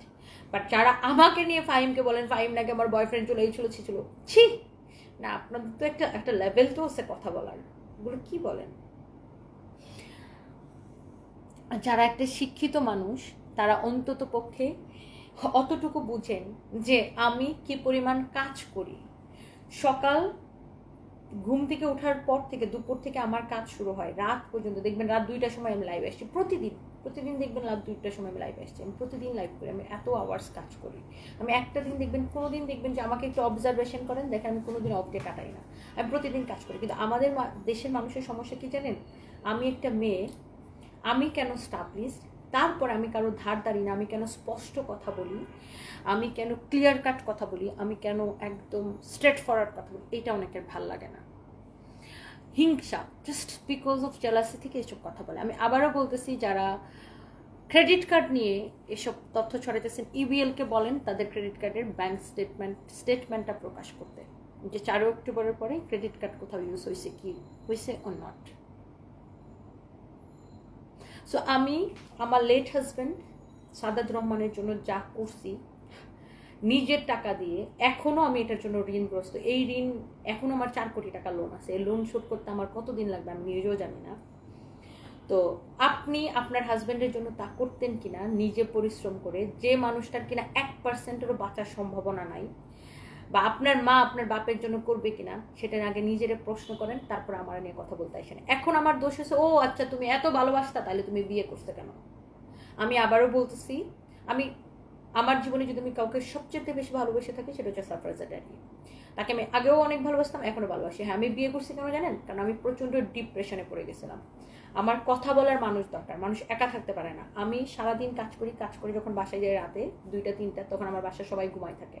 আমার কোনো কথা বলার মানুষ নেই, আমার কারোর সাথে কথা বলতে হয়, এবং আমার মেন্টাল সাপোর্ট দরকার। এবং আমার বাচ্চাদের জন্য আমি নিশ্চয়ই একটা মানুষকে, আমি অ্যাজ এ মাদার, আমি আমার বাচ্চাদেরকে আমার বয়ফ্রেন্ড হিসেবে পরিচয় করাটা এটা শুভনীয় দেখাবে না। বাচ্চাদের বাবা হিসেবে পরিচয় করার মানে দেখানোটা সেটাই শুভনীয়। এবং আমার কাছে মনে হয় যে আমি একটা ভালো কাজ করছি বিয়ে করে। এখন এইটার কৈফিয়ত দেওয়া মানুষকে আমি কৈফিয়ত দিতে বাধ্য না। হ্যাঁ, এটা আমি মানুষকে কৈফিয়ত দিতে বাধ্য না আমি কেন বিয়ে করছি। সেটা আপনি যা মন চা মনে করেন, আমার কিছু যায় আসে না। এবং আমার কাছে মনে হচ্ছে যে আজকে এই বিষয়গুলো ক্লিয়ার করা দরকার ছিল, সেটা আমি ক্লিয়ার করে দিচ্ছি। এখন আপনি বিশ্বাস করেন আর না করেন সেটা একান্তই আপনার ব্যক্তিগত ব্যাপার। এবং আপনি যদি যাচাই বাছাই করতে চান, আপনি সেটা যাচাই বাছাই করতে পারেন। আপনি ফরেন্সিক সিরামিকে যান, লয়ারের সাথে কথা বলেন, ব্যাংকে খবর নেন, আপনি সব কিছু করতে পারেন। সব কিছু ওপেন করে দিলাম, ওকে। এবং আমি এটা আমার বিজনেস পেজ সানবিজ বাই তনি। আমি এখানে আমার আজকের পর থেকে আমার ব্যবসা সংক্রান্ত কোনো বিষয় ছাড়া অন্য কোনো বিষয়ে আমি কথা বলতেও চাই না। আপনারাও প্লিজ আমাকে প্রশ্ন করবেন না। এটা আমার ব্যবসায়িক পেজ। আমি আবারও বলছি, আমি কোনো ব্লগার না, আমি কোনো ইনফ্লুয়েন্সার না, আমি কোনো কন্টেন্ট ক্রিয়েটার না, আমি ব্যক্তিগত জীবনের গল্প করার জন্য আমার পেজে লাইভে আসি না। আমি আমার কাপড় বিক্রি করার জন্য আসি, আমি আমার প্রোডাক্ট, আমার কোম্পানির যে প্রোডাক্টগুলো সেগুলো সেল করার জন্য আসি। সো হ্যাঁ, এখন অনেকে আমাকে বলবেন যে আগে তো আপনি মানুষটা অনেক গালিগালাজ করতেন। আমি কিন্তু কাউকে এমনি এমনি গালিগালাজ করি না। আগে আমাকে যখন মানুষ বুড়া বেটার বউ, লুবি মহিলা, আরও বাজে বাজে নোংরা নোংরা আমার পোশাক আশাক নিয়ে অনেক কিছু মানুষ বলতো, আমার খুব গায়ে লাগতো। কারণ আমি আমার লেট হাজব্যান্ডের থেকে একটা পয়সা নিয়ে নেই। সো এই জন্য আমি প্রচণ্ড রেগে যেতাম, আর যারা আমাকে খারাপ কমেন্ট করতো আমি তাদেরকে খারাপভাবে রিপ্লাই দিতাম। এখন আর দিই না, কারণ এখন আমার কাছে মনে হচ্ছে আমি এই স্টেজগুলো পার হয়ে এখন অনেক দূরে চলে আসছি। এখন আমার শুধুমাত্র প্রোডাক্ট, এখন আমার লাইভ দেখবেন আমি শুধুমাত্র প্রোডাক্ট রিলেটেড কোনো কথা ছাড়া আমি অন্য কোনো কথা বলিও না এবং বলার প্রয়োজন বোধ করি না। এবং আজকের পরে ফার্দার এসব বিষয় নিয়ে আমি কোনো কথাও বলতে চাই না। আমাকে বাঁচতে দেন, আমাকে শান্তি দেন, আমাকে আমার মতো করে বাঁচতে দেন। এবার আসেন, আমাদের নামে প্রচুর ফেক পেজ আছে, সানবি, সারফরাজ, সানবিজ বাই তনি, তনি ব্লগ, তনি হ্যান, তনি ত্যান, অনেকগুলো ফেক পেজ আছে, ওকে। সো আমি একটু আপনাদেরকে দেখাই দিই যে আমাদের কয়টা পেজ অ্যাকচুয়ালি আমাদের যে কয়টা পেজ, প্রত্যেকটা পেজ হচ্ছে ব্লু ভেরিফাইড। আই রিপিট, আমাদের যে কয়টা পেজ, প্রত্যেকটা পেজ হচ্ছে ব্লু ভেরিফাইড। সো আমাকে একটু দেখাইতে দেন আপনাদেরকে। সো এটা হচ্ছে সানবিজ বাই তনি, আমাদের যে পেজ থেকে লাইভ করতেছি, ব্লু ভেরিফাইড। সো এটা হচ্ছে forever Toni, blue verified page. এটা হচ্ছে তনি, এটা আমার একটা পার্সোনাল পেজ, এটা ব্লু ভেরিফাইড। অ্যান্ড আমাদের সানবিজ, এটা হচ্ছে, আমি একটু সুইচ করে দেখাই আপনাকে, ব্লু ভেরিফাইড, ওকে। সো এই কয়টাই পেজ। আমাদের আরেকটা পেজ আছে সানবিজ ইউকে, সেটাও ব্লু ভেরিফাইড। এছাড়া আমাদের বাকি যত পেজ আছে প্রত্যেকটা হচ্ছে ফেক পেজ। সো অনেক ফেক পেজ আমার নামে, শত শত ফেক পেজ, শত শত ফেক নিউজ আমার নামে দেখতেই পাবেন। এটার একটা অন্যতম কারণ যেটা ফেসবুক থেকে পয়সা। আজকাল ফেসবুকে মাই ডে, মানে আপনি স্টোরি দিলেও ফেসবুক থেকে টাকা দিবে, আপনি একটা লেখা লিখে পোস্ট করলেও ফেসবুক থেকে টাকা দিবে, আপনি ভিডিও বানালে ফেসবুক থেকে টাকা দিবে, আপনি যেটাই করবেন না কেন আপনাকে ফেসবুক থেকে টাকা দিবে। সো আমাকে নিয়ে পোস্ট করলে রিচ বেশি হয়, আমাকে নিয়ে পোস্ট করলে টাকা বেশি আসে, আমাকে নিয়ে পোস্ট করলে ভিউ বেশি হয়। দ্যাটস ওয়াই এই ধরনের আজগুবি কথাবার্তাগুলা মানুষ যে ছড়ায়, বুঝতে পারছেন? আরেকটা লোক আছে খুবই বাজে বাজে কথা বলেন, আমি এই লোকটার বিরুদ্ধে সাইবার ট্রাইব্যুনালে মামলা করব। আমি মামলার প্রস্তুতি নিয়েছি, আমার লয়ারকে অলরেডি বলছি। সাইবার ট্রাইব্যুনালে এই মুহূর্তে জাজ নাই, বাট জজ আসার সাথে সাথে আমি মামলাটা করব। সেটা হচ্ছে এই লোকটা অনেক স্টুপিড একটা লোক, তার পেজের ফলোয়ার্স বার্স আমাকে নিয়ে ভিডিও বানায়। এই যে দেখেন, সে আমাকে নিয়ে সারাক্ষণ, এই ধরনের লোকগুলা যারা মানুষকে নিয়ে সারাদিন ভিডিও বানায়, দেখেন তার প্রত্যেকটা ভিডিও মানুষকে নিয়ে, তাদের কাজ কি? মানে এদেরকে আসলে নিজের ঘিলু বলতে কিছু আছে? যে দেখেন উপদিকে নিয়ে, আমাকে নিয়ে, সারাদিনই মানুষকে নিয়ে যারা ভিডিও বানায়, এদের লেভেলটা কি বুঝতেই পারতেছেন। সো এই লোকটা খুবই বাজে বাজে ভিডিও বানায় আমাকে নিয়ে, এবং সে ফাহিমকে আমার বয়ফ্রেন্ড পর্যন্ত বানায় দিছে। সো এই লোকটার নামে আমি মামলা করব। জাস্ট এই লোকের মতো এরকম বহু লোক আছে, দেখেন একটা মাইক্রোফোন হাতে নিয়ে মানুষের ছবি ব্যবহার করে এই যে এরকম ভিডিও বানায় সারাদিন। এর ভিউ ব্যবসায়ীরা এগুলো করে ফেসবুক থেকে তাদের জীবন চলে। সো সে আমাকে নিয়ে প্রচুর ভিডিও বানায়। এই যে দেখেন আমাকে নিয়ে সে লিখছে নাইট ড্রেস পরে বেডরুমে ফাহিম। স্টুপিডটা বুঝো নাই যে এটা আমার বেডরুম না, এটা আমার ডাইনিং রুম। আর এটা হচ্ছে লোকটার কথা শুনলে আমার রাগ ওঠে। এটা হচ্ছে আমার ডাইনিং রুম, এবং এটা হচ্ছে বিশ্বকাপ ফুটবলের সময় আমরা খেলা দেখতেছিলাম, খেলার সময় লাইভে আসছিলাম, ওই সময়কার এটা ভিডিও। আর এটা হচ্ছে আমার ডাইনিং, ড্রয়িং ডাইনিং এক রুমে একসাথে। এটা আমার আগের বাসায় ড্রয়িং ডাইনিং একসাথে। সো এই ধরনের লোকগুলো আসলে বাংলাদেশের সাইবার আইনগুলো এত মানে মানে ব্রাজিল আর আর্জেন্টিনার খেলা ছিল। আমি আর্জেন্টিনার ফলোয়ার্স, তারা ব্রাজিলের ফলোয়ার্স। এই জন্য আমি হ্যাঁ আর্জেন্টিনা গোল দেওয়ার পরে আমি লাফাইতেছিলাম। Anyways, so drawing dining room কোনটা সেটাও সে বুঝে না, সেটাকে সে আমার বেডরুম বলতেছে। সে পিছনে দেখতেছে ডাইনিং টেবিল।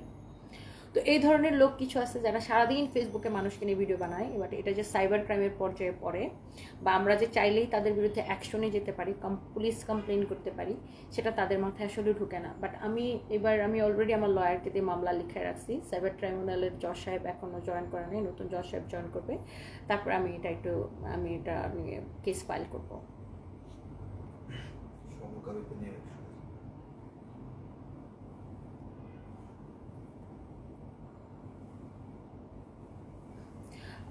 সুহেলি নাজনীন, আজকে লাইভে আপনার মাথা ঠান্ডা রেখে কথা বলাটা ভালো লাগছে, এইভাবে এগিয়ে যান। থ্যাংক ইউ সো মাচ আপু। আমি খুব এখন আমার মাথা আমি অনেক ঠান্ডা করে চলি, বিকজ দেখেন মানুষ অনেক কিছু মন গড়া গল্প বলে, যেটা শুনতে শুনতে আসলে আমি খুব ফেড আপ, এবং সব কিছুতে আমাকে দোষানো হয় আমি লোভী, আমি লোভী, আমি লোভী, আমি লোভী। সো আমি খুবই বিরক্ত এসব শুনতে। সো এই জন্য আমি কিন্তু আপনারা কিন্তু প্রত্যেকটা মানুষ, শিক্ষিত মানুষ, বোঝদার মানুষ, প্রত্যেকটা জিনিস আমি কিন্তু প্রমাণ ধরে আপনাদেরকে দেখাইছি। সো এর থেকে ভালো কি আর আমি বলতে পারি বলেন?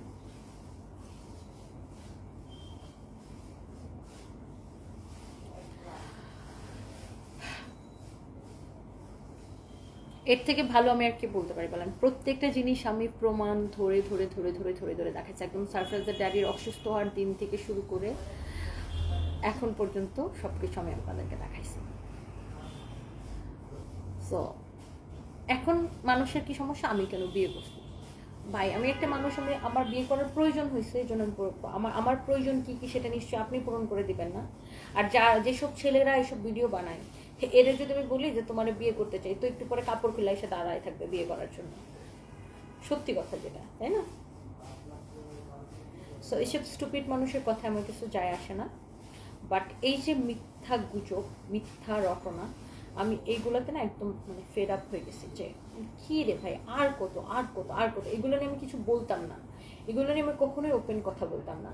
সো আজকে মনে হচ্ছে যে আমার এইগুলা নিয়ে প্রোফাইল পিকটা চেঞ্জ করার সময় আসছে শিল্পীরা। কেন প্রোফাইল পিকচার কেন চেঞ্জ করতে হবে? সারফরাজের ড্যাডি মারা গেছে দেখা, বা আমি বিয়ে করে ফেলছে দেখা আমি হচ্ছে যে আপনার মানে প্রোফাইল পিকচার চেঞ্জ করতে হবে কেন? আচ্ছা, সাইফার আম্মু, তুমি একবার বলছো 12 কোটি টাকা লোন আছে, আবার বলছো 4 কোটি টাকা। আপনি তো ব্যবসা বুঝেন না ডিয়ার। 4 কোটি টাকা সাপ্লায়াররা আমার কাছে, আমার কোম্পানির কাছে পায়। সাপ্লায়ারদের 12 কোটি টাকা সাপ্লায়ার আমার কোম্পানির কাছে পায়। সেটা কীরকম জানেন? সাপ্লায়াররা প্রোডাক্ট সাপ্লাই দেয়, ডিউ থাকে, আমরা পেমেন্ট করতে থাকি, এটা রোল হইতে থাকে, টাকাটা এরকম রোল হইতে থাকে। আর 4 কোটি টাকা যেটা, সেটা আমার ব্যক্তিগত লোন আছে ব্যাংকে। Do you understand dear? ব্যক্তিগত আর কোম্পানি দুটো গুলাই ফেলেন কেন? কোম্পানি, যত কোম্পানি কাজ করে, যত পোশাক কোম্পানি বা যারা বিজনেস করে, প্রত্যেকেরই সাপ্লায়ারদের সাথে একটা লেনদেন থাকে, একটা ডিউস থাকে। যে ডিউটা কিনা আপনার পেমেন্ট, প্রোডাক্ট আসতে থাকে, পেমেন্ট যেতে থাকে, প্রোডাক্ট আসতে থাকে, পেমেন্ট যেতে থাকে, এইভাবে এটা একটা কোম্পানি এভাবেই চলে। Do you understand here? আর 4 কোটি টাকা হচ্ছে আমার ব্যক্তিগত লোন আছে। একটু মাথাটা খাটান। আপনারা তো বুঝেন না, মনে করেন বকলম, কিন্তু চিন্তা করেন একদম ওই পরিমাণ পর্যন্ত বুঝেন না তো কোনো কিছুর কিছু মূর্খ মানুষ আছে যে ক্রেডিট কার্ডের গল্পটা যে বানায় ছেড়ে দিল, যে ক্রেডিট কার্ড দিয়ে আমি বিয়ে করে ফেলছি, বিয়ের শপিং করে ফেলছি, হসপিটালের বিল দিয়ে ফেলছি। ভাই ক্রেডিট কার্ডের ক্রেডিট কত থাকে আগে সেটা বুঝো, জানো, ব্যাংকের থেকে শুনো, তারপরে মন করা গল্প করো। একটা ক্রেডিট কার্ডের ক্রেডিট কত থাকে?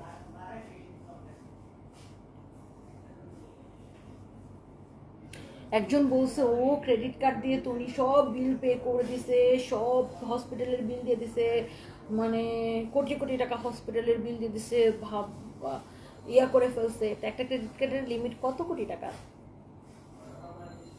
একটা সারফেস ড্যাডির যে ক্রেডিট কার্ড, ওগুলার লিমিট খুব সম্ভবত 3 লাখ টাকা বা 5 লাখ টাকা। How stupid! এত স্টুপিড কেন আপনারা? আপু একটু বলে দাও খুলনার পেজটা ফেক না? আমাদের প্রত্যেকটা ব্রাঞ্চের আলাদা আলাদা করে পেজ আছে, বাট সেই সব পেজ থেকে অনলি লাইভ করা হয় এবং শোরুমের আপডেট দেওয়া হয়, বাট সেইগুলো থেকে অন্য কোনো কিছু প্রচার করা হয় না, জাস্ট কোম্পানি রিলেটেড। প্রত্যেকটা শোরুমের একটা করে আলাদা পেজ আছে, বাট ওগুলোতে আমাদের ওগুলো শুধুমাত্র ওই শোরুমের ওরা মেনটেন করে শোরুমের আপডেটগুলো দেয়। আর আমার পেজের প্রোফাইল পিকচার আমি চেঞ্জ করব কি না করব, জাস্ট এটা আমার একান্ত ব্যক্তিগত ব্যাপার। আমি প্রোফাইল পিকচার চেঞ্জ করব কি করব না, নান অফ ইউর বিজনেস।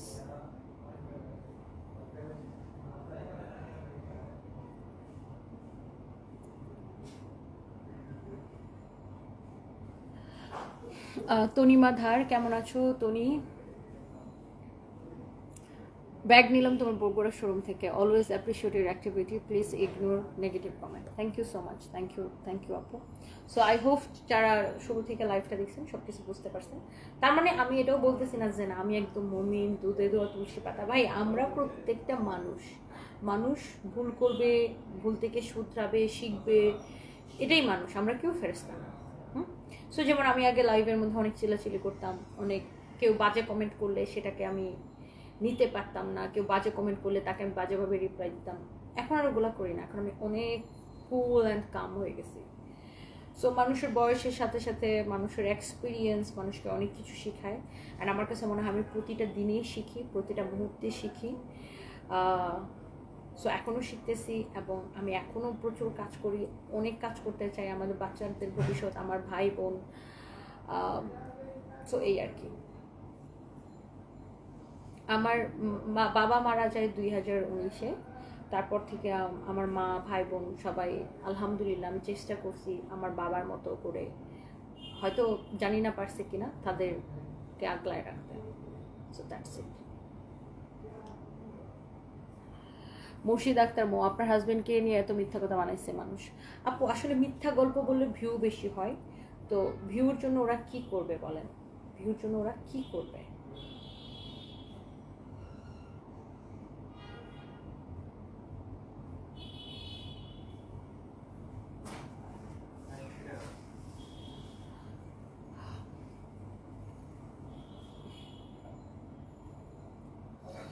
আপু তুমি আর অপু মিলে নাকি বুবলি আর বারিশাহকে হত্যা করতে চাইছিল ওই বাজে মহিলা বারবার বলে।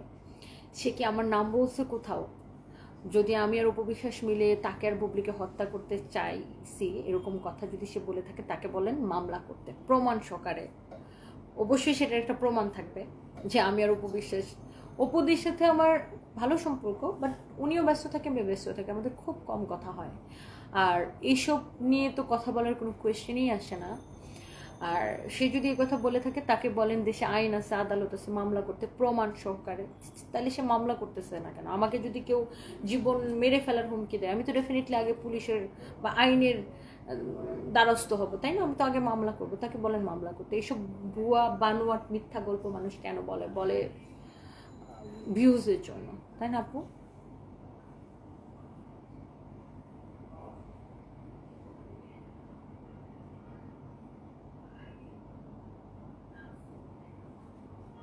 বিউটি পার্লার চারুলতা, আপনাকে দেখি আমি একজন মেয়ে মানুষ হিসেবে প্রাউড ফিল করি। ইনশাল্লাহ আপনার মতো মেয়ে মানুষ ঘরে ঘরে থাকা দরকার। Thank you so much. আপনি হচ্ছে যে দোয়া করবেন আমার জন্য, এই তো। সো আমার কাছে মনে হয় না যে এই বিষয়গুলো নিয়ে আরও কোনো দিন কোনো কথা বলার দরকার আছে। আর কেউ যদি একান্তই আমাকে ঘাটাইতে চায়, তো সে কোর্টে আসুক, কোর্টে ঘাটাই। আমার কাছে তো সব কিছু প্রমাণ আছে।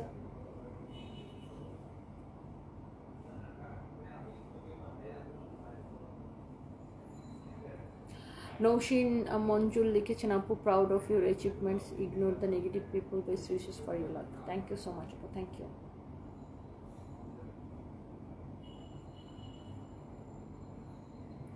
এনিওয়েজ, সো আমার কাছে মনে হয় আপনাদের কাছে সব কয়টা বিষয় ক্রিস্টাল ক্লিয়ার হয়েছে। আরও যদি কোনো কিছু জানতে চান আমাকে বলতে পারেন, এবং আমার বিজনেসটা এখানে নিয়ে আসা বা বিজনেস দাঁড় করানো পরিশ্রম পুরোটাই আমার পরিশ্রম। আমি অনেক পরিশ্রম করছি বা স্টিল করতেছি। বাট সেক্ষেত্রে আমার যে লেট হাজব্যান্ড সারফরাজের ড্যাডি, সে আমাকে প্রচণ্ড মানসিক সাপোর্ট দিছে। সে অফিস করতো 9টা to 6টা বা 6টার মধ্যে সে বাসায় চলে আসতো, বাচ্চাদেরকে সামলাইতো, সে আমাকে অনেক মানসিক সাপোর্ট দিত। এবং তার এই মেন্টাল সাপোর্ট ছাড়া আজকে আমি হইতে পারতাম না। সারফরাজের ড্যাডি আমাকে প্রচুর সাপোর্ট দিচ্ছে, প্রচুর সাপোর্ট। আমার প্রত্যেকটা নিঃশ্বাসে আমি সবসময় আগে ওর জন্য দোয়া করি, এবং ও ছাড়া আজকের আমি হইতে পারতাম না। কারণ ও আমাকে যে পরিমাণ মেন্টাল সাপোর্ট দিছে, অনেক মেন্টাল সাপোর্ট দিছে। বাচ্চাদেরকে ও টেক কেয়ার করতে বেশি।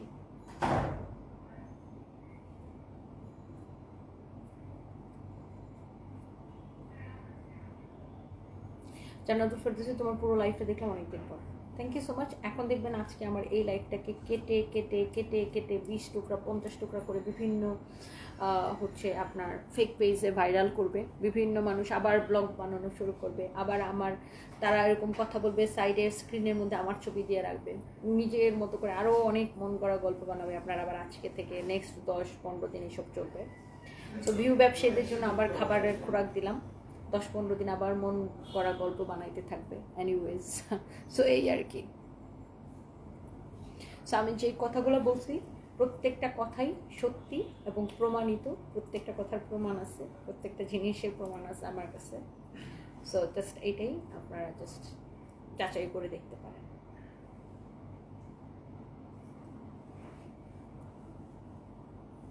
আপনার এত টাকা থাকার পর আপনি উপবিশ্বাসের গোলামি করেন, এটা বিরক্ত লাগে। গোলামি করি? কি গোলামি করে? আপনি কি দেখছেন অপুদির সাথে আমাকে কোনো প্রোগ্রামে, কোথাও, কোনো কিছুতে? উনি ওনার মতো কাজ করে, আমি ওনার মতো কাজ করি। একটা মানুষের সাথে মানুষের ভালো সম্পর্ক থাকতে পারে না? ওনার সাথে আমার খুব ভালো সম্পর্ক, বাট তার মানে এই না যে উনি মিডিয়াতে কাজ করে, আমি মিডিয়াতে কাজ করি না। আমি ফেসবুকে, আমি সোশ্যাল মিডিয়াতে কাজ করি, আমি নিজের বিজনেসে কাজ করি, আর উনি ওনার মতো কাজ করে। বাট ওনার সাথে আমার ভালো সম্পর্ক, উনি আমাকে বোন ডাকে, আমি ওনাকে বোন ডাকি। তো একটা মানুষের সাথে ভালো সম্পর্ক থাকতে পারে না? ভালো সম্পর্ক হইলে গোলামি হয়ে গেল? কি ধরনের কথা বলেন এগুলা? এবার আসেন বুবলি আপুর কথা অনেকে লিখতেছেন। বুবলি আপুর সাথে তো আমার কোনো খারাপ সম্পর্ক নাই, তার সাথে আমার ব্যক্তিগত কোনো সমস্যাও নাই। বুবলি আপুর সাথে আমার জীবনে একবার দেখা হয়েছিল, তিনি পুলিশ প্লাজায় আসছিলেন। তো ওখানে আমার পাশের শোরুমে নগরমণিতে আসছিলেন, তো ওখানে আমার একদম গেটের সাথে আমার সাথে দেখা হয়েছে। উনি আমাকে দেখে সালাম দিচ্ছে, জিজ্ঞাসা করছে, আমি ওনাকে কথা বলছি। ভালো, ওনার সাথে কথা বলে ভালো লাগছে, ওনার ব্যবহার খুবই ভালো। ওই দিন এই তো কয়েক মাস আগে ওনার সাথে আমার প্রথম দেখা হয়েছে, ভালো লাগছে ওনার সাথে কথা বলে, দ্যাটস ইট। সো তাদের সাথে তো আমার কোনো ব্যক্তিগত কোনো সমস্যা নেই। তো আপনাকে অপবিশ্বাস আর বুবলি ক্যাচালের মধ্যে আমাকে কেন জড়ান? এখন আমি অপবিশ্বাসকে সাপোর্ট করতে পারবো না? সে তো আমার বোন ডাকে এবং তার সাথে আমার ভালো সম্পর্ক।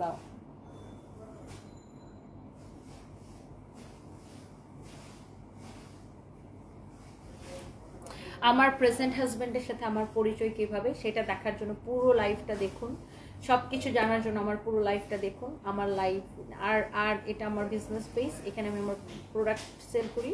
সো আমার কাছে মনে হয় আমার বিজনেস পেজে আপনারা আমার প্রোডাক্টের price, company related, showroom related এগুলো কোয়েশ্চেন করবেন, আমাকে দেখতে কেমন লাগতেছে সেগুলো নিয়ে কথা বলবেন।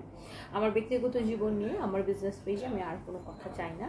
সো আজকে প্রথমবারের মতো এই বিষয়গুলো আমি ক্লিয়ার করলাম, এবং শেষবারের মতো আমার কাছে মনে হয় না এই বিষয়গুলো নিয়ে আর কথা বলার কোনো দরকার আছে। And thank you so much. সবাই ভালো থাকেন, সুস্থ থাকেন। নেক্সট লাইভে দেখা হবে। এসব ফেসবুকের টাকা ইনকামের চিন্তাধারায় মানুষ বুদ্ধি প্রতিবন্ধী হয়ে গেছে। মানুষ কতটা বুদ্ধি প্রতিবন্ধী হলে মানুষের পার্সোনাল বিষয় নিয়ে অ্যাটাক করে, তাও আবার এতটা মিথ্যা বলে এসব কন্টেন্ট ক্রিয়েটরদের ধরে ধরে জেলে দেওয়া উচিত। প্লিজ আপু, একদম আপু, মানে একদম সারাটা জীবন আপু, এই 2020 থেকে আমি লোভি শুনতে শুনতে আমি জাস্ট পাগল হয়ে গেছি। যেখানে আমি বা আমার ছেলে সারফরাজের ড্যাডি থেকে কিছুই নেই, কিছু পাইনি, বা কিছু থাকলে তো নিতাম। ফাহিম ভাইয়ের বিষয়টা ক্লিয়ার করেছি। আঁখি আক্তার আপু লাইভটা দেখেন, মাঝখানে এসে কথা কোয়েশ্চেন, শেষের দিকে এসে আপনি কোয়েশ্চেন করাটা আসলে উচিত না। সারফেসের বাবা যদিও বড় ব্যাংক ব্যালেন্স দিয়ে যান নাই, উনি যে মেন্টাল সাপোর্টটা দিয়ে গেছেন তার মূল্য কোটি কোটি টাকার চেয়ে বেশি। আপনাদের সুন্দর সময়গুলোর মূল্য কোটি কোটি টাকার চেয়ে বেশি। ডেফিনেটলি ইসরাত আফরিন, অবশ্যই।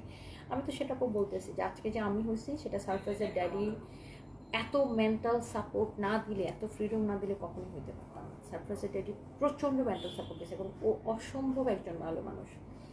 ওর মতো পুরুষ মানুষ কোনো নারীর ভাগ্যে পাওয়া আসলেই ভাগ্য, মানে যারা মানে অনেক ভাগ্যবান তারাই ওর মতো একজন মানুষকে হাজব্যান্ড হিসেবে পাবে। এবং যেটা আমি পেয়েছিলাম, আল্লাহ ওর আয়ু রাখে নাই। আমি অনেক চেষ্টা করছি, বেস্ট ট্রাই করছি, সে চলে গেছে। সে ভালো থাকুক আল্লাহর কাছে, এটাই সবসময় দোয়া করি।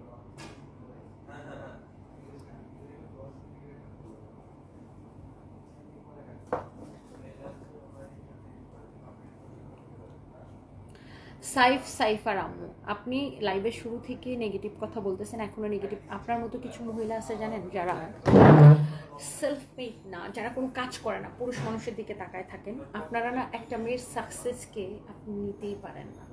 আপনি আবারও লিখছেন একটা ব্যবসা দাঁড় করাইতে অবশ্যই বড় অ্যামাউন্টের টাকা লাগে। তুমি এটা স্বীকার না করলেও আমরা বুঝি, অবশ্যই সাপোর্ট পাই, তোমাকে টাকা দিয়ে গেছে, সেই টাকা দিয়ে ব্যবসা দাঁড় করাইছ।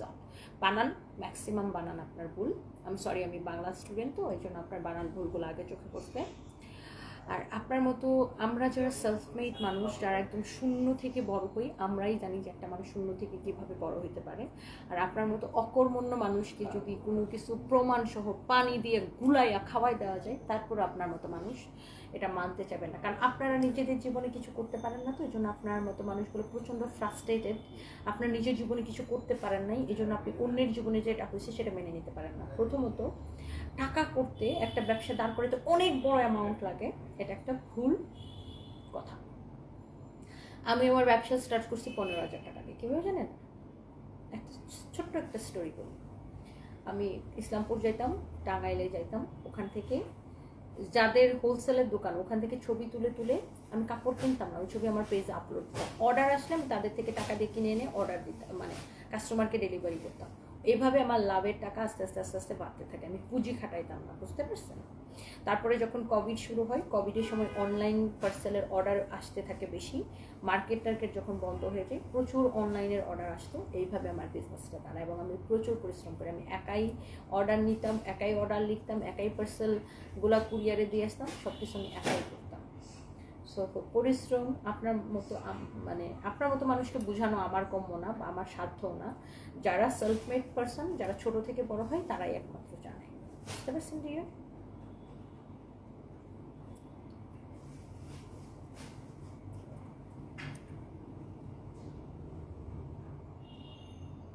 হ্যাঁ, একটা টাইম পরে আমি যখন শোরুম নিছি, শোরুমে প্রোডাক্ট ওঠানোর জন্য আমার টাকা দরকার পড়ে, তখন আমি আমার মার থেকে 10 লাখ টাকা নিয়েছিলাম। আমার বাবা মারা যাওয়ার পরে পেনশনের টাকা ছিল আমার মার কাছে, সেখান থেকে আমি 10 লাখ টাকা নিয়েছিলাম।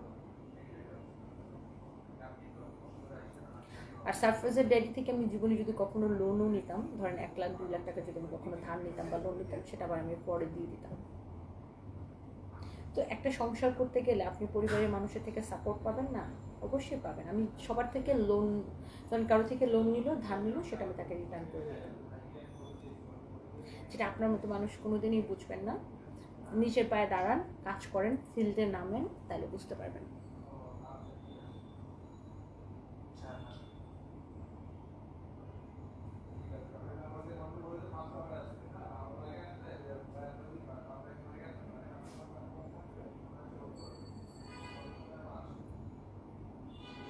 ফারহানা লুবনা, আপনিও যে আপনার প্রোফাইল পিকচারটা এইভাবে দিচ্ছেন না, আপনার ব্রেস্টের শেপ পুরো বুঝে যাইতেছে। সো আমি কাপড় খুলে লাইভ করি না, কাপড় পরে লাইভ করি, সেটা দেশের মানুষ দেখে, আর আমাদের প্রোডাক্ট ভালো দেখেই মানুষ কিনে। সো সেটা নিয়ে আমি আপনার থেকে একটাও মন্তব্য শুনতে চাই না। আর আপনার কথায় যদি মানুষ আমাকে বয়কট করে, তাহলে তো আমার কিছু করার নেই, করুক, গেট আউট। আপনার মতোই প্রচণ্ড নেগেটিভ মানসিকতার মানুষকে আমি আমার পেজে, আমার লাইফে কোথাও আমি জায়গা দিই না, জাস্ট গেট আউট।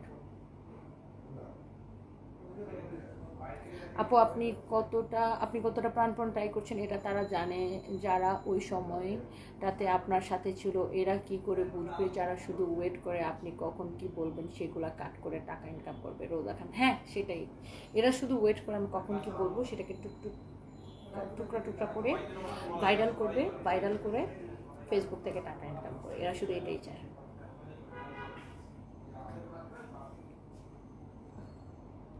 নার্গিস আপু কেমন আছেন? একটা কথা বলে কিছু মনে করবেন না। আপু ভাইয়া যখন অসুস্থ ছিল তখন ফাহিম অনেক সাপোর্ট দিয়েছে, তবে এরকম করবে ভাবিনি। আপনি ফাহিমকে সন্তানের মতো দেখতেন, মানুষ কীভাবে এরকম বায়মানি করে? নার্গিস হ্যাঁ সেটাই আপু। আর তখন তো আমি যখন ব্যাংককে থাকতাম ফাহিম লাইভ করতো, কারণ সে আমার অ্যাসিস্ট্যান্ট, তাকে লাইভ করা তো আমি শিখেছি, তার কাজই তো আমার অবর্তমানে লাইভ করা।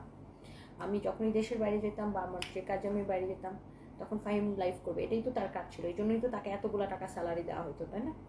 একটা মানুষকে মাসে 40,000 টাকা স্যালারি, থাকা ফ্রি কেন দেওয়া হয়, কেন দেওয়া হয়েছে? এটাই তো তার কাজ ছিল।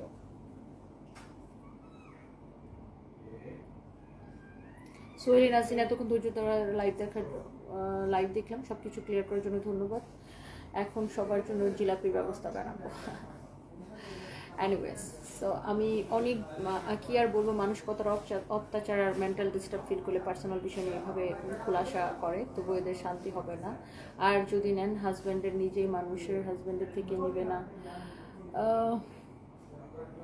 মানুষের সমস্যা কি ভাই? তোদের সমস্যা কি? তোদের তো নাই। হাজব্যান্ড ওয়াইফ মিউচুয়াল করে চলে, এটা মেনে নিতে সমস্যা কি? এমনভাবে নিউজ করে যেন সাদাত ভাইয়া আপুর হাজব্যান্ড না প্রতিবেশী। ভাই সবার যে এত সমস্যা, একজন ছেলে তার বউ মারা যাবার পর 40 দিন না যেটা বিয়ে করে ফেলে সমস্যা হয় না, হালাল জিনিস নিয়ে এত কথা। তৃষাপু সেটাই হচ্ছে ব্যবসা। এই এখন মেন সমস্যা হচ্ছে যে ভিউ ব্যবসা। ভিউর জন্য মানুষ সব কিছু বানাইতে পারে, সব কিছু বলতে পারে। একটা মেয়ে সফল ব্যবসা হচ্ছে, এটা সমাজ এটা কোনোভাবে মেনে নিতে পারে না। আর কিছু পার্সোনাল টপিক কারো কাছে এক্সপ্লেন করার কোনো প্রয়োজন নেই আপু। কিছু মানুষের মেন্টালিটি টোটালি নেগেটিভ। আপনি আপনার কাজ করে যান, আমরা আপনার কাছ থেকে অনেক পরিশ্রম করে সাহস পাই। আজ আবারও একটা বিষয় বুঝলাম, স্টাফকে কখনো ঘরের মানুষ বানানো যাবে না। মিমিস লাইফস্টাইল, একদম কাউকে কখনো পুরোপুরি বিশ্বাস করবেন না।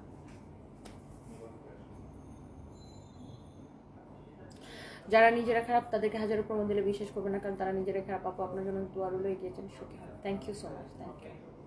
দেখেন অনেকের বিজনেসের অনেক রকম পলিসি আছে। এই যে যেমন ধরেন আমি একটা লাইভ করলে আমাদের কয়েক হাজার প্রোডাক্ট সেল হয়ে যায়, সেটা কেন হয়ে যায়? কারণ হচ্ছে কি, যেমন ধরেন আমরা 580 টাকা করে প্রোডাক্টগুলো দিই, আমরা অনেক কম প্রফিটে ছেড়ে দিই, মানে একদম ধরেন 20 টাকা প্রফিটে ছেড়ে দিই। তাহলে হয় কি, আমাদের হাজার হাজার পিস সেল হয়, তো দিন শেষে আমাদের অ্যামাউন্টটা বড় হয়ে যায়, বুঝতে পারছেন? তো আমাদের প্রফিট কম, সেল বেশি, এটা আমাদের বিজনেসের থিওরি।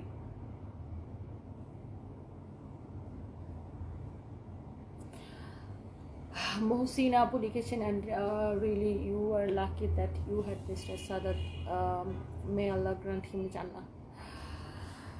আমিন আপু, দোয়া করবেন। থ্যাংক ইউ সো মাচ আপু। সো যাই হোক, সবাই ভালো থাকেন। আজকে পর আর এগুলো নিয়ে কথা হবে না। সবাই যাদের উত্তর দরকার আমার পুরো লাইফটা শুরু থেকে শেষ পর্যন্ত দেখে নেবেন। থ্যাংক ইউ সো মাচ, সবাই ভালো থাকেন। আল্লাহ হাফেজ, টাটা, বাই বাই। আমি আবার লাইভে আসতেছি প্রোডাক্ট নিয়ে, প্রোডাক্টের লাইভে দেখা হবে। ফেসবুকের ডলার দেওয়া অফ করে দেওয়া উচিত, তাইলে সোজা হইবে এগুলো। পড়শিয়া বেবি তোমার অনেক মিস করতেছিলাম গল্পগুলা, মানে তুমি ছাড়া আসলে তুমি থাকলে আরো ভালো হইতো। পড়শিয়া হচ্ছে আমার বেস্ট ফ্রেন্ড, ওরা সব কিছু জানে। পড়শিয়া, মিলিয়াপু সব কিছু জানে, নয়নাপু আমার বড় বোন সব কিছু জানে, কাছ থেকে যারা দেখছে। ব্যাংককে যা ছিল রনি ভাই সব কিছু জানেন। মনিকাস কিচেনের মনিকা আপু সব কিছু জানেন। শারমিন আপু উনি সব কিছু জানেন। নুসরাত আপু দেখালাম যে নুসরাত আপু হচ্ছে পার্মনকাট হসপিটালে চাকরি করেন নুসরাত আপু। সো এই আর কি।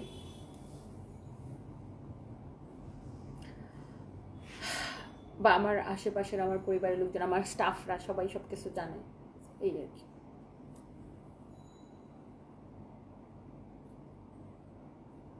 আর আমার মেইন বিষয় হচ্ছে আমার কাছে তো সব কিছু ডেট টু ডেট ধরে, টাইম টু টাইম ধরে প্রমাণ আছে।